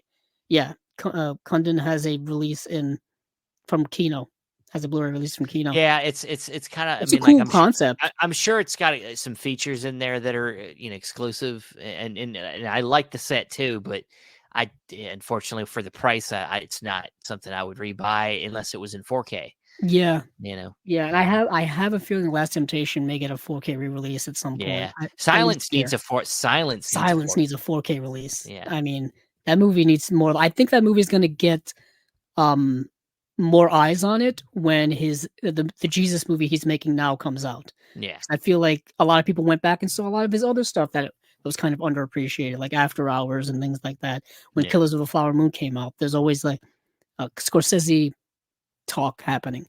Rambling Rose is a movie that I was actually waiting to see for years, and finally got to watch it. And it's a kind of quasi coming of age film starring what's her name? I'm completely blanking. Laura Dern.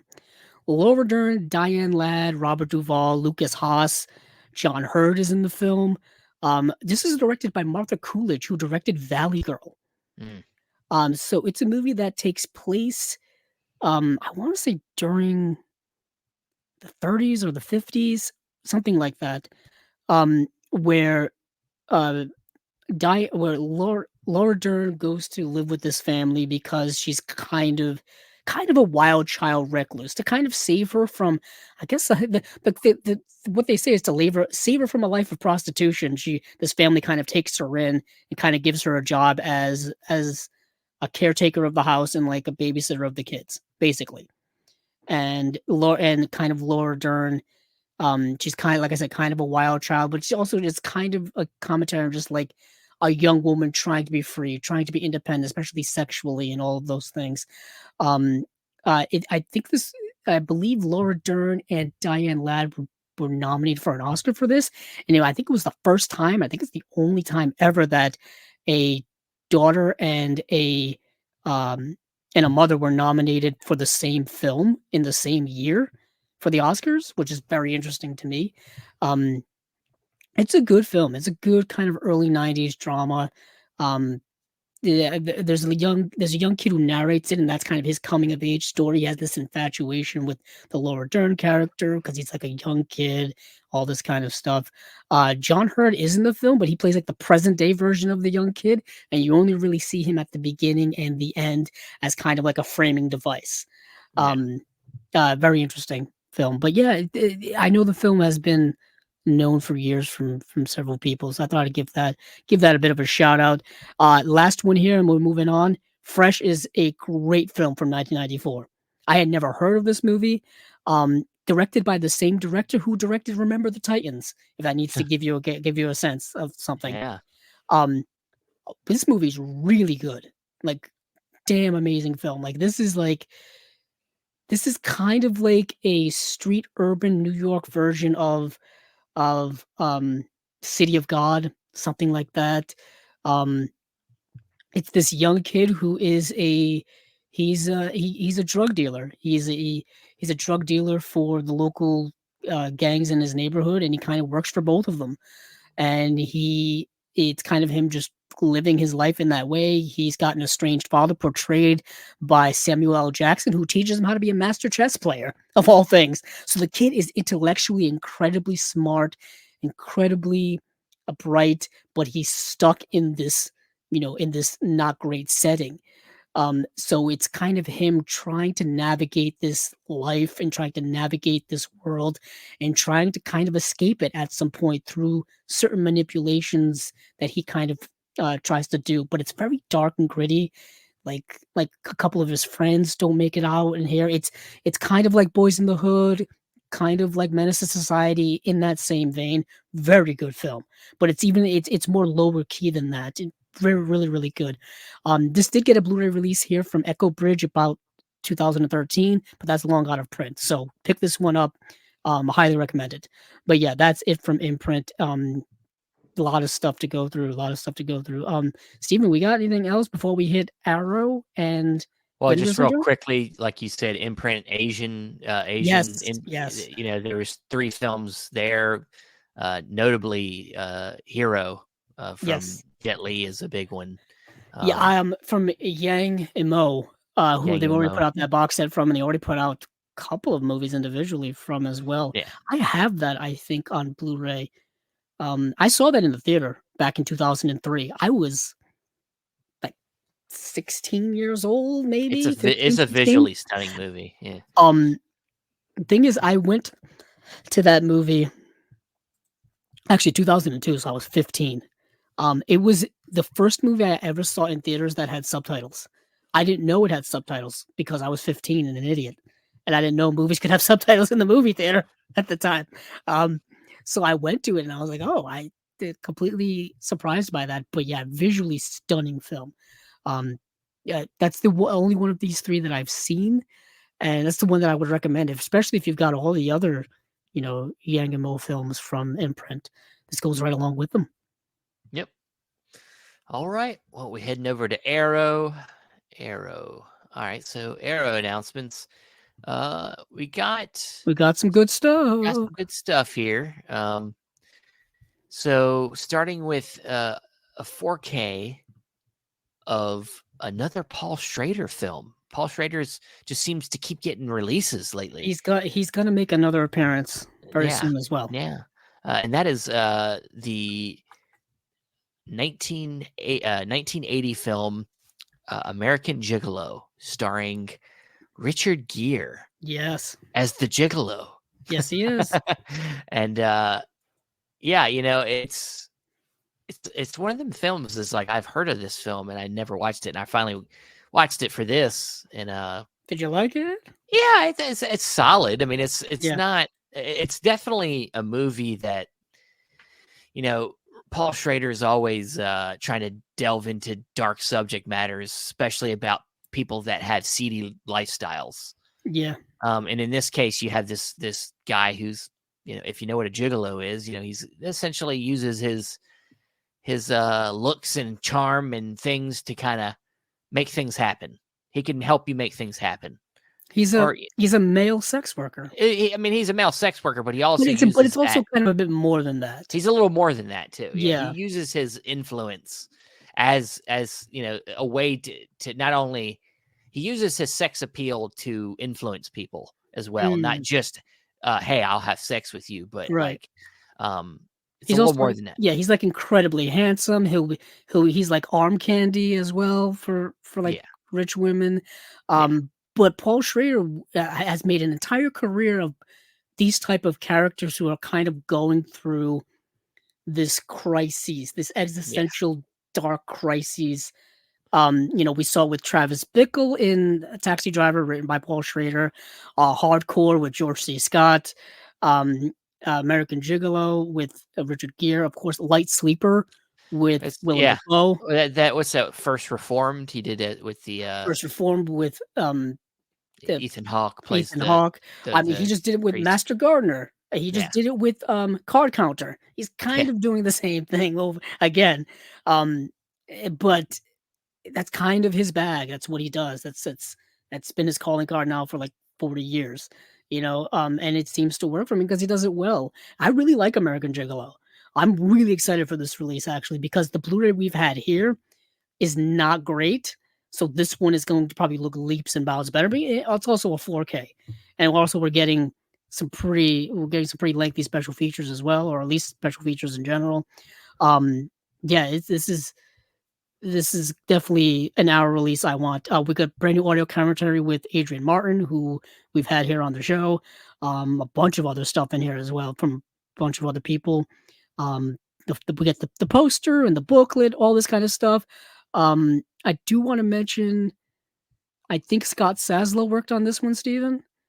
Because I saw him comment on our Facebook page. Yeah.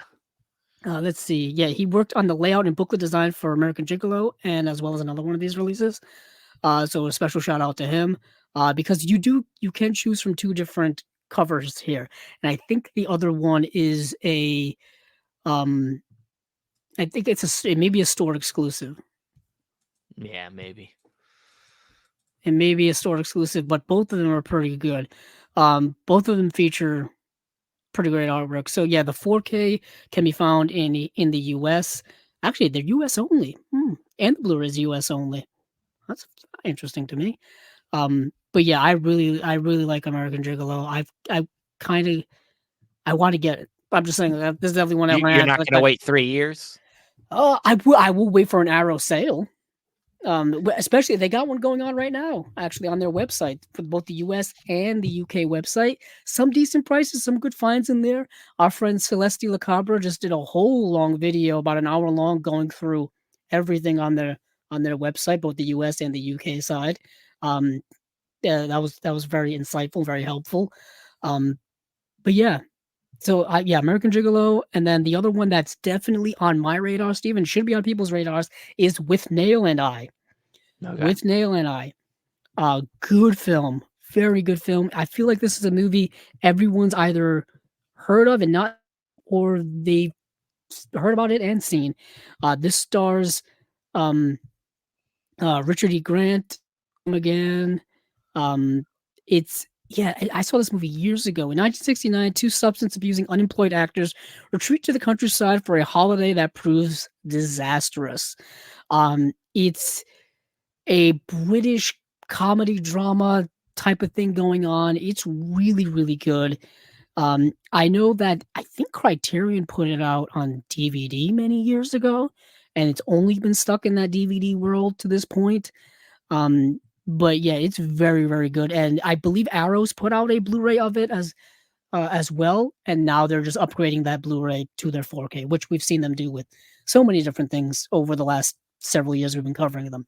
But yeah, Withnail and I is actually, I've been wanting to add it to my collection for a long time. So this is pretty good. There is was there a Blu-ray here as well?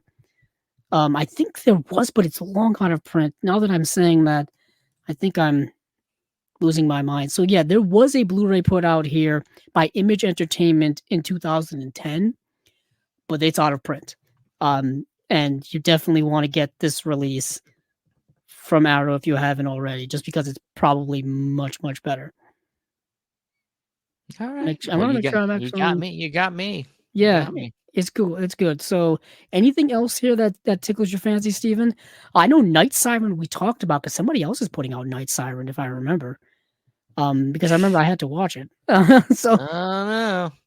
So Night Siren, of course, I can't spell night or siren. I forgot the T.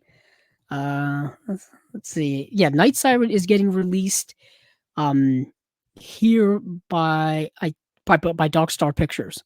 One of the partner labels. That's why we talked about it. Yes. Okay, so and this release here, if I recall, actually has a special feature done by Kat Ellinger. I think she does either a commentary or she does something in the book. As I scroll down here, you would think I would have looked this up earlier. I saw it on her Facebook. That's why. Yeah, new commentary by film critic Kat Ellinger.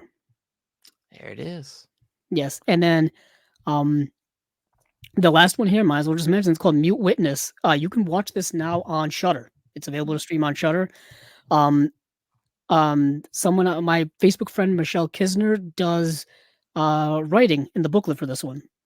So that's Awesome. a special shout out there. I haven't seen the movie yet, so I can't comment on it.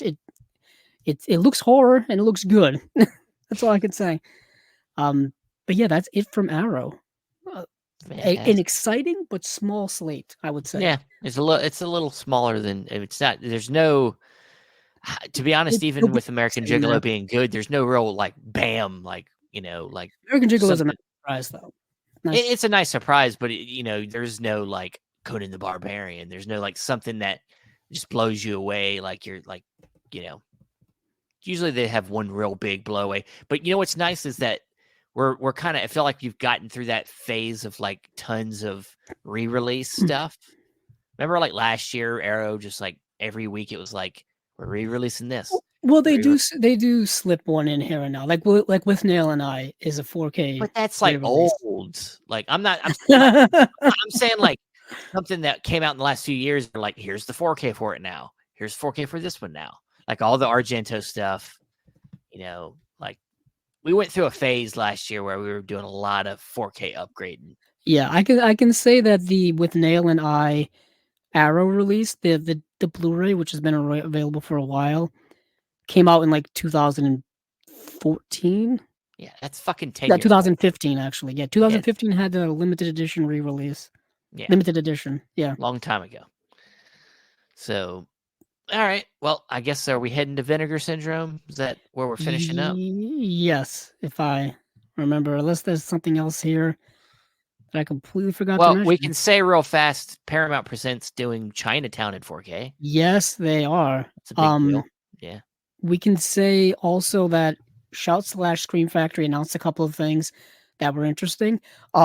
Matinee, the Joe Dante film that they're upgrading to 4K, which pisses me off because I have the Blu-ray, but also I'm happy that more people are going to see that movie. It's kind of great. Yeah. They're also doing RoboCop 2 in 4K. Okay. Interesting. Interesting. Right. I know they've had the Blu-rays for years now. So if you're a RoboCop completist, I guess you want RoboCop 2 and RoboCop 3, which I have to assume they're going to re-release in 4K as well. So that's interesting. I think they're also releasing RoboCop, the remake from a couple of years ago with Joel Kinnaman. Steven, you remember that film? Yeah, Michael Keaton's in it too. Michael Keaton is in it. Yeah. I actually don't mind that remake. I know a lot of people are big fans of it. It doesn't have that Paul Verhoeven. Yeah, it doesn't have that dirty, gritty 80s. Yeah. It really doesn't, unfortunately. So there's that. I can't think of what else there's in there, but those are kind of like the highlights. Yeah. They kind of just dropped them all today, but those are the ones that are most interesting to me. Yeah, so let's move on to Vinegar Syndrome because there's a couple of things we got to get through here. Yeah. All right, so Vinegar Syndrome proper had a few films drop, starting with anything. Yeah, I was gonna say anything. I was gonna say anything. I mean, like nothing here I've seen, of course. This is unfortunately this dropped at noon today, and we weren't able to even figure out what a lot of these are. Which I did get their first two releases in. Okay. The Red Rock West and Little Darling. So I got a chance to look at the packaging up close. Love the packaging. Yeah. Oh, it's amazing. It might be my favorite packaging, right next to the magnet, the VSU packaging that they do. Yeah, that's pretty nice packaging. It's nice. But this film they got is another Paul Schrader film. There's the Paul Schrader connection. Called Touch. That came out, I think, 97. Starring Christopher Walken. Yeah, Bridget Fonda, Skeet Ulrich. There you go. He's there's Skeet Ulrich. Ulrich, that's what I meant. Yeah. Tom Arnold, LL Cool J, all the best actors of that time. LL Cool J's been on TV for like 20 years now. It almost it's like I think LL Cool J, and I'm thinking like Deep Blue Sea, like he was in Deep Blue Sea. What's wild to me is I think I'm old enough to remember when LL Cool J started as a rapper in the 90s. Yeah, but I think there's going to be at least a generation or two that just know him as an actor on maybe. TV and stuff. Just because he's been doing it for so long. I mean, he was in Any Given Sunday. Yeah. The Oliver Stone film. Deep Blue Sea, which I think was even before that. But yeah, this is 97. He was in the movie SWAT. Remember SWAT? Yes, he was. But yeah, he's in Wait, no. That's Samuel Jackson. That's Samuel Jackson. Are you sure? Is he in it too? Is he in that too? I've only seen SWAT like once. I know Colin Farrell's in it. Yes, Sam Jackson's in it. But is LL Cool J in it? I can't remember. I just looked up the wrong SWAT. Well, because there's a SWAT TV show now. Yeah, there's a show, yeah. Of course, the website decides to freeze on me. Oh, jeez. Damn you, IMDb. When I need you the most, you decide to be super slow. Yeah, it's Samuel L. Jackson, Colin Farrell, Michelle Rodriguez. LL Cool J is in it. He is in it, okay. Jeremy Renner is in this movie. Yeah, fuck yeah. Bad guy Jeremy Renner. Mm-hmm. Yes. From 2003. Underrated. He's in Mama, I Knock You Out. That's an LL Cool J. No, I know it's a song. I'm just kidding. Nice. But Touch is based on the novel by crime author Elmore Leonard, who wrote Get Shorty, Jackie Brown, which was Rum Punch, I think is the name of the novel that Jackie Brown's based on, the Elmore Leonard novel. I've been wanting to read Elmore Leonard for years. I remember going to Barnes & Noble every weekend, going over to the mystery section and hoping that they would get Shorty in, because they used to have it on the shelf and then they sold it and then they never added another copy. Ever. And I was like, come on. Get Shorty is great. I really like that movie a lot. But anywho, this movie's based off of that a novel by Elmore Leonard. So former evangelist Bill Hill, Christopher Walken, discovers juvenile Ski Ulrich, a purported miracle worker who can heal people simply by touching them, and bears the marks of the stigmata on his body. Hill, no stranger to exploiting others, sees a potential fortune in Juvenile. Religion and money seem to go hand in hand, and primes him for show business, but Hill's plans go awry when the woman he trusts to seduce Juvenile, Bridget Fonda, falls for him, and a fundamentalist Reverend Tom Arnold threatens to put a stop to the whole enterprise. You've got religion, you've got money, you've got betrayal, you've got all kinds of cool things happening here. I think screenplay is written and the movie's directed by Paul Schrader. A lot of Paul Schrader available right now. Hardcore just got a Kino release. It had an Indicator release as well.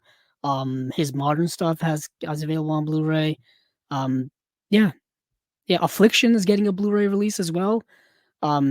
Is another movie from the 90s. So a lot of Paul Schrader stuff to go around. And this cinematograph release looks really good. Like you said, Steven can say firsthand that the packaging is super nice. It's nice. The pictures, I guess, do it justice. It is nice. But anything else here? I mean, like we said, we don't know anything about these movies. We got Lady Reporter, which is another one of these. It's a Cynthia Rothrock. Yeah, another Cynthia Rothrock film. Action film from, I want to say the 80s. Yeah, she gets caught up in 89, a good year. Yeah, very good year. Yeah, this is another kind of Lady Reporter, also known as Blonde Fury, which is a really cool title. She's like a reporter who gets caught up in some Hong Kong stuff going on, and she ends up having to kick a lot of ass. That's kind of the Cynthia Rothrock thing. Kicking ass. Kicking ass. Gotta find a reason to kick some ass. I do want to say that the movie, I think it's Paganini, is directed by and starring Klaus Kinski. So I want to see the absolute insanity that this movie must be. Yeah. Just because he's not only in the movie, which is already unhinged enough, but he's directing the movie. It came out also, I believe, in 1989. Steven, there's a trend happening here. My year is the year. Yeah, a mesmerizing biography of the infamous composer as imagined through the eyes of the equally notorious actor and director Klaus Kinski. Um, Paganini explores the violinist's descent into derangement and carnal mayhem. That's about right. That's about right for Klaus Kinski. A lot of special features on here, some interviews, and all kinds of stuff cooking with this one.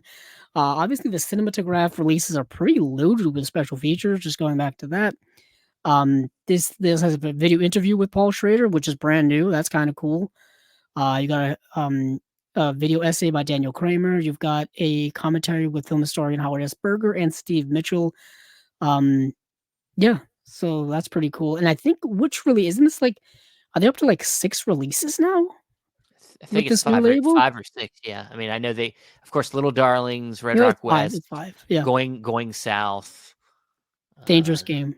Yeah, there's 5 so far, and this is very, very new. So, out of all the proper ones here, those are interesting. Which Story stars a very young Amy Adams is in this film. Is it the Amy Adams? I would have to actually check.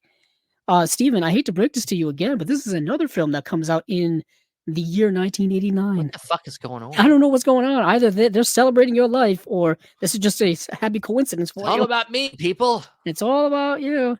Yeah. Apparently, the movie Witch Story also has the title Superstition 2. Okay.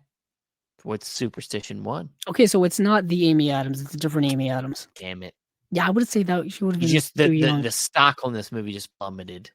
Yeah. It's dealing with like witch stuff. Yep. I would assume so. Yeah, dealing with witch stuff. So let's move on to the partner label. That's where the heart of the matter is. Well, I will say real quick. So the apparently very popular label Breeding Skull as well. Where I can't say anything about the movies, but this new release is already sold out. It's limited, and the standard's only got 337 copies left. The Other Dimension in the films of Fabio Salerno. So their first release was that Blonde Death film. Okay. Which, once again, which sold out within a day as well. So apparently what they're tapping into are they're hitting a damn nerve. And it's sold out with a limited edition with 1,000 copies. So 1,000 copies went in a day, right away. Like this was announced 10 hours ago, less than 10 hours ago, and we're already down to standard edition copies. Yeah. This is The Other Dimension, the films of Fabio Salerno. This is looks like a collection of this guy's films. Yeah. The first disc has features, the second film has shorts. And it's a lot of films here. So there's a lot of value in here. It is. And so, it's obviously a very almost underground kind of thing. Cause yeah, it says, since, I don't know if we really even covered these guys too hard, but like since 2004, Bleeding Skull has explored otherworldly cinema through reviews, books, home video releases. We shine a light on independent genre films that have flown under the radar but deserve to be seen for all. So, yeah, the thing about partner labels is I think there's some partner labels that kind of blend. You got your Saturn's core that kind of blends in with like. Well, they cover similar grounds. Like a lot of those. That's what I'm saying. Like a lot of those SOV films kind of blend with one another. Yeah. So as someone who had to watch many of them, yes, they all blend. Yeah, some of these labels kind of feel like they're stomping over similar ground, but so this one kind of falls, but they must be tapping into something that somebody that people like. These are Italian films, like genre. It looks like genre Italian films from 1980 through 1992. I'll tell you this. Since we've been covering all the Vinegar Syndrome stuff and the partner labels and even stuff with like Terror Vision and all that stuff, there is a huge fan base for 1980s horror, like underground, like under the radar horror stuff. Like it's people's favorite decade for that genre. Yeah. Like by a mile, like it's not even close. It's just what an interesting decade of explosion of horror in it. like not even like mainstream stuff. We're talking like these deep underground films. You know what I mean? It's kind of fascinating. It's a whole big education for me, really. Oh yeah. But yeah, this one is selling out very quickly. So if you want to get your hands on it, um, grab this one while you can. But some other things here I wanted to highlight, just kind of based off of vibes. We're going on vibes today, Steven. Yep. Film Movement is putting on a movie called All About Lily Choo Choo or Chow Chow. Sorry if I butchered that completely. I like Choo Choo. I like Choo Choo. Did you like Choo Choo? Yeah. For kids around the world, music is often the only salvation when the pain and anxiety of teenage life becomes too much to bear. I read that first line and immediately added it to my list. Existential crisis, teenage coming of age film. It's got that interesting vibe to it already. Yuichi is in the 8th grade and he worships Lily Chow Chow, a Bjork-like chanteuse whose epic music is lush and transcendent. Yuichi only lives for Lily Chow Chow's big Tokyo concert where the lies and violence can be washed away by the presence of his goddess and her powerful music. But fate has yet another obstacle in store for Lily's devoted fan. Sounds interesting, Stephen. Sounds like music. We all know that music can have a very powerful impact on people's lives. I mean, I think we've discussed it in a lot of the movies that we've liked and bonded over the years. I'm thinking of Sing Street. I'm thinking of the other John Carney films, where music kind of runs people's lives. I mean, both of our favorite movie, Almost Famous. Almost Famous. I'm getting an Almost Famous vibe here. Yeah. Really am. I know nothing about this movie other than what I just read to everyone. And the label Film Movement is pretty solid so far, in my opinion. They've been doing some pretty good stuff. So far they've put out a lot more stuff than I thought. So yeah, I would kind of trust them based on the reputation they've got, and I love the premise. So that's an interesting one. Daniel Isn't Real is another one I heard people kind of buzzing about. Yellow Veil Pictures. Once again, they've got the reputation of putting out very interesting films. So I would definitely give this a watch as well. It's got 3 commentaries on here. That's pretty extensive. Yeah, Steve, I don't know if I've seen the tunnel. We talked about the tunnel when Umbrella put them out on their own label. The kind of found footage horror film. Well, that's the tunnel. Yeah, that's what I'm talking about. That's what I said. I'm talking about Daniel Isn't Real. Well, I don't know anything about that movie. Oh, okay then. The movie, it came out in 2019. A troubled college freshman, Luke, suffers a violent family trauma. He then resurrects his charismatic childhood imaginary friend Daniel to help him cope, not realizing how dangerous Daniel is. Interesting film. Also, I like the premise. I like the premise. Miles Robbins, Patrick Schwarzenegger, Sasha Lane, who was in that movie American Honey from Schwarzenegger's in the movie? Yes. Schwarzenegger's son's in the movie? Yes, he is. Damn. Yes. Does he grab the imaginary friend by his head? Yeah. I know he's. I don't know. Does he? I'm wondering. Now I have to see it. No, I'm kind of interested in kind of this idea of coping with trauma in interesting ways is something that I think is very relevant to today, because there's a lot of trauma that people go through in their daily lives and in their lives in general, and they find coping mechanisms. It's very, it's something I think is evergreen. Like, it always happens. Yeah, this is Arnold Schwarzenegger's son. That's cool. That's in the movie. He's been an actor for several years now. He was just in that show Gen V, which is the Boys spinoff show. Yeah. He was in that. Yeah. So moving on from there, The Tunnel, like you were saying, Stephen, just to hop back on that, is that movie that was released by Umbrella a few years ago. Yes. We talked about it in that's why when I saw it, I'm like, oh, that looks familiar. I think a lot of people look at it as an underrated found footage film. I thought it was fine. I thought it was fine. Yeah, it's okay. Like I didn't buy it when Umbrella put it out, and kind of don't see myself getting it now. Yeah, and it's got But it looks like a sequel as well. The Tunnel, the Other Side of Darkness. of course it does. And That's I kind of don't. what kind of like when Rec had Rec 2 and then Rec 3 and then Yeah. just kind of went on. And I'm like, the first one was so good, just leave it at that. Yeah. So if you can stream it on Shudder or someplace like that, and you're into horror films, then yeah, I guess they give it a watch. But I don't really think it's worth enough for me to own. Couple of other things here. But the newest Canadian International Pictures one. One of our members in our group on Facebook posted a scene from it. It looked like unhinged insanity on a children's scale. And I'm like, this is either going to be brilliant or terrible, or both. Yeah.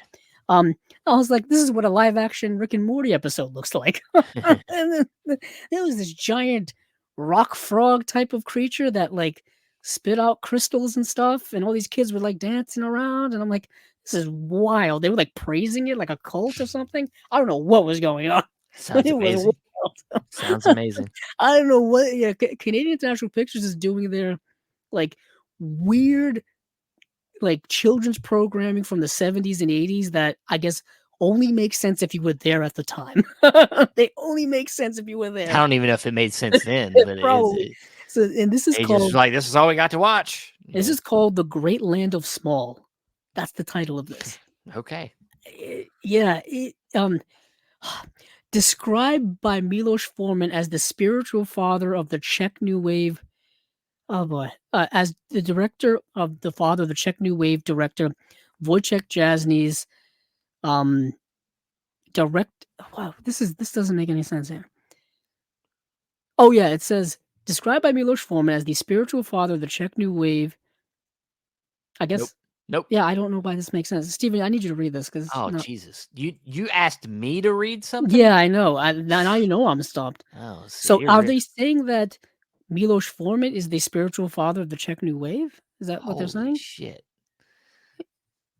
Described by Milos Forman as the spiritual father of Czech New Wave, director Jovis Jani. Wojciech Jasny somehow found his way to Quebec in the mid-'80s to direct this fifth installment in producer Rock Demmer's Tales for All series, a low-budget riff on The Wizard of Oz and The Never-Ending Story. I was thinking that. Thinking, is this a Wizard of Oz ripoff, or like it's gonna have something?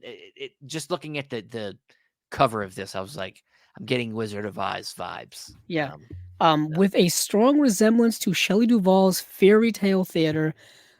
The Great Land of Small is a surreal, logic-bending family phantasmagoria that proves to be an ideal showcase for the talents of Michael J. Anderson, who plays in a dual role, Cirque du Soleil, in the animation of Pascal Blaise Productions. Good God, there's so much going on here. Yeah, apparently it has remained largely unavailable for decades, but is finally back to cast its spell on anyone with an appetite for the unusual. Yeah, this movie looks absolutely incredibly insane. Michael J. Anderson, if memory serves, he was in Twin Peaks. He is in Twin Peaks as the guy that Dale Cooper finds in the Red Room who talks backwards. He's the dwarf in the Red Room who talks backwards. And he was also in Mulholland Drive as well. Yeah, that's who Michael J. Anderson is. So what a weird David Lynchian connection here. Came out in 1987. My year gets a shout out, Steven. Got one. Nice, man. We got one. Cool. Man. Something else cooking down here is Kin-Dza-Dza, which is from Deaf Crocodile. Gotta shout out Deaf Crocodile because they're putting out the most unusual films. If you see the trailer for this film, it looks like the weirdest sci-fi film you can ever see. It says here, imagine Andrei Tarkovsky's Circa Solaris directing Douglas Adams' The Hitchhiker's Guide to the Galaxy.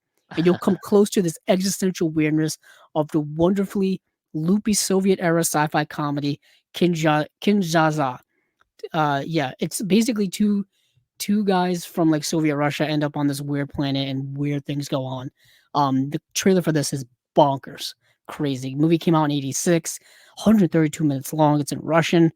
New restorations on here, new video interview, new commentary, all kind of new weird stuff. But that's their thing. They're doing that Eastern European block of cinema that is largely unseen by a lot of us here in the West. Yeah. This documentary by Saturn's core, Mom and Pop, the indie video store boom in the 80s and 90s, Orbit DVD is actually talked about in there as well. I think they went there and they interviewed everybody the people who work there, Mark and his gang of guys, people working there. So that's really cool. I'm always a sucker for documentaries about movie stores and all that kind of stuff. Out in the Ring from ETR Media is another documentary. It's about it explores the rise and history of LGBTQ plus professional wrestlers and representation in the sport. Very interesting. We've got the Glow documentary. We had the Glow series on Netflix, which dealt with women in wrestling, and now we've got the LGBTQ plus community in wrestling. This is a documentary from 2022, so very current. Very interested in that. Quantum Cowboys. I put that on the list, Stephen, just because Lily Gladstone is in this film. This is a film of 2022, so kind of a more modern film. And I really just want to see this movie. Well, I mean the fact that it goes for that rotoscope visual, kind of like what our boy blanking on his name, Waking Life. Oh, you're talking about Richard Linklater. Richard Linklater did for a couple of his films where they used the rotoscope. And Scanner Darkly. It's that similar animation style. So I like. Wow. Yes, it does. I'm looking at this. I'm looking at the pictures from it. Yeah, that makes me want to see it even more. Yeah, very interesting. Very interesting. Two hapless drifters, Frank and Bruno, team up with Lily Gladstone, to recover her land and trek across 1870s southern Arizona to find an elusive frontier musician. The complex quantum time theory is blended with philosophical musings about art as the way we understand our history and memories, with gunfights, horses, dance halls, cacti, and saloons. The all-important cacti. The all-important cacti. And then actually the one that I'm most interested in the most of all of these releases is from the Film Desk, The Spirit of 45. And the reason why I'm interested in it is the Ken Loach film from 2013. I see the name Ken Loach and I get it, and I automatically am interested. He's been a director who I got to get more of his work. He directed I, Daniel Blake back in 2016, which has a Criterion release, and I almost always buy it every single time I'm at the Criterion sale, but I never do because I'm an idiot. But he directed Sorry We Missed You from 2019, which is a movie I think ended up in my top 10 the year it came out. I thought it was really good. It's like him doing a Mike Lee film. It kind of is, yeah. But of course, it's got his political slant of how, the working class is getting screwed over by somebody, and it's usually like either the government or the corporations or somebody. Yeah, that movie's just a big middle finger to Amazon, Amazon, and just abusive practices when it's factories and it's drivers and delivery people and all that kind of stuff, how it basically just turns them into just machines and just grinds them down into nothing. But that's been Ken Loach's thing for years. He's always been about making those type of political films. I remember, I think Ken Loach, didn't he do Kess back in the day? Yes. That's also on Criterion. The Kid with His Pet Bird, but of course it's about way more than that because that's just the way he rolls. But yeah, so The Spirit of 45, a documentary on how the spirit of unity, which buoyed British during the war years, carried through to create a vision of a fairer, united society. It's Ken Loach. Ken Loach doing a documentary about British culture and all that kind of stuff makes a lot of sense. So that's The Spirit of 45. Anything else here, Stephen? That's pretty much it for what I like. Yeah. I'm digging all this kind of stuff. One of these is actually already sold out. Another one. Hey folks, it's the intermission time video party. Did you notice that both the limited? I don't think there's a standard, but it looks like it's sold out in general. Really? No, there's a standard. Oh, they're both sold out. Oh, they're both sold out. Yeah. Wow. Yep. So it was 1,000 limited, and this is the new AGFA release. Yeah. This is already gone. All fucking sold out. Jeez. didn't even get a chance to talk about it. I didn't even want to talk about it today, and it's already sold out. There's a lot of Agua fans, and Agua puts out great stuff. Makes sense. Yeah, makes sense. Once again, the partner labels are doing their thing of doing it, being diamonds in the rough constantly. At least we can assume so. Yeah. I still want to go and watch all these movies. By the way, Steven, you may have to stop me. You can watch them all you want. You just ain't talking about them next week. We're just not talking about them now. 2 weeks. What's crazy is I'll watch them and I'll be like, damn, I should have mentioned this. Damn, I should have mentioned that. Yeah. And of course, at the time, I didn't know any of that information. Yeah, it's okay. All right, well, that is it. That concludes spine number 136 of Chasing Labels. Thanks, everybody that stuck around and watched us live. And, of course, if you're not here live, you can watch us on the replay on audio, of course, on our YouTube channel for video. And if you want to reach out to us, Andrew, where can they reach out to you? You can find me on Twitter or X at Capzilla06, as well as our YouTube channel here, Chasing Labels. We just did our most recent on Watch Pile, which I think was episode number 11 with our buddy Tony Michas from the Indicator and Imprint cast, right, Steven? Yep. We talked about a bunch of films there. Our interview last week we did with Fran Simeone from Radiance Films seems to be rather popular. People seem to like it, so if you haven't checked it out, give it a watch. Always a great time. Radiance is doing great stuff. That's good. Yeah, and I'll have my March pickup video here probably in the next week. I got a lot of stuff that I picked up this past month, so be ready for a dump of Blu-rays that I've bought this past month that I shouldn't have. Nice. It's always stressful. Yeah, it's gonna be right now. There's a bunch of sales going on. Kino's got their spring sale. Arrow's got an Easter sale going on throughout the rest of this month. It's very tempting. It's all very tempting all the time. It is. And you can, of course, find me on Facebook, Stephen Billings, or find me Letterboxd. You could find me there, Stephen Billings, see what I'm watching. And you could find me on the other Chasing Labels pages, whether it's our Instagram or our X page, and of course here on YouTube. So thanks everybody listening. Thanks for everybody for watching. And hey, keep on watching the movies. I know I will.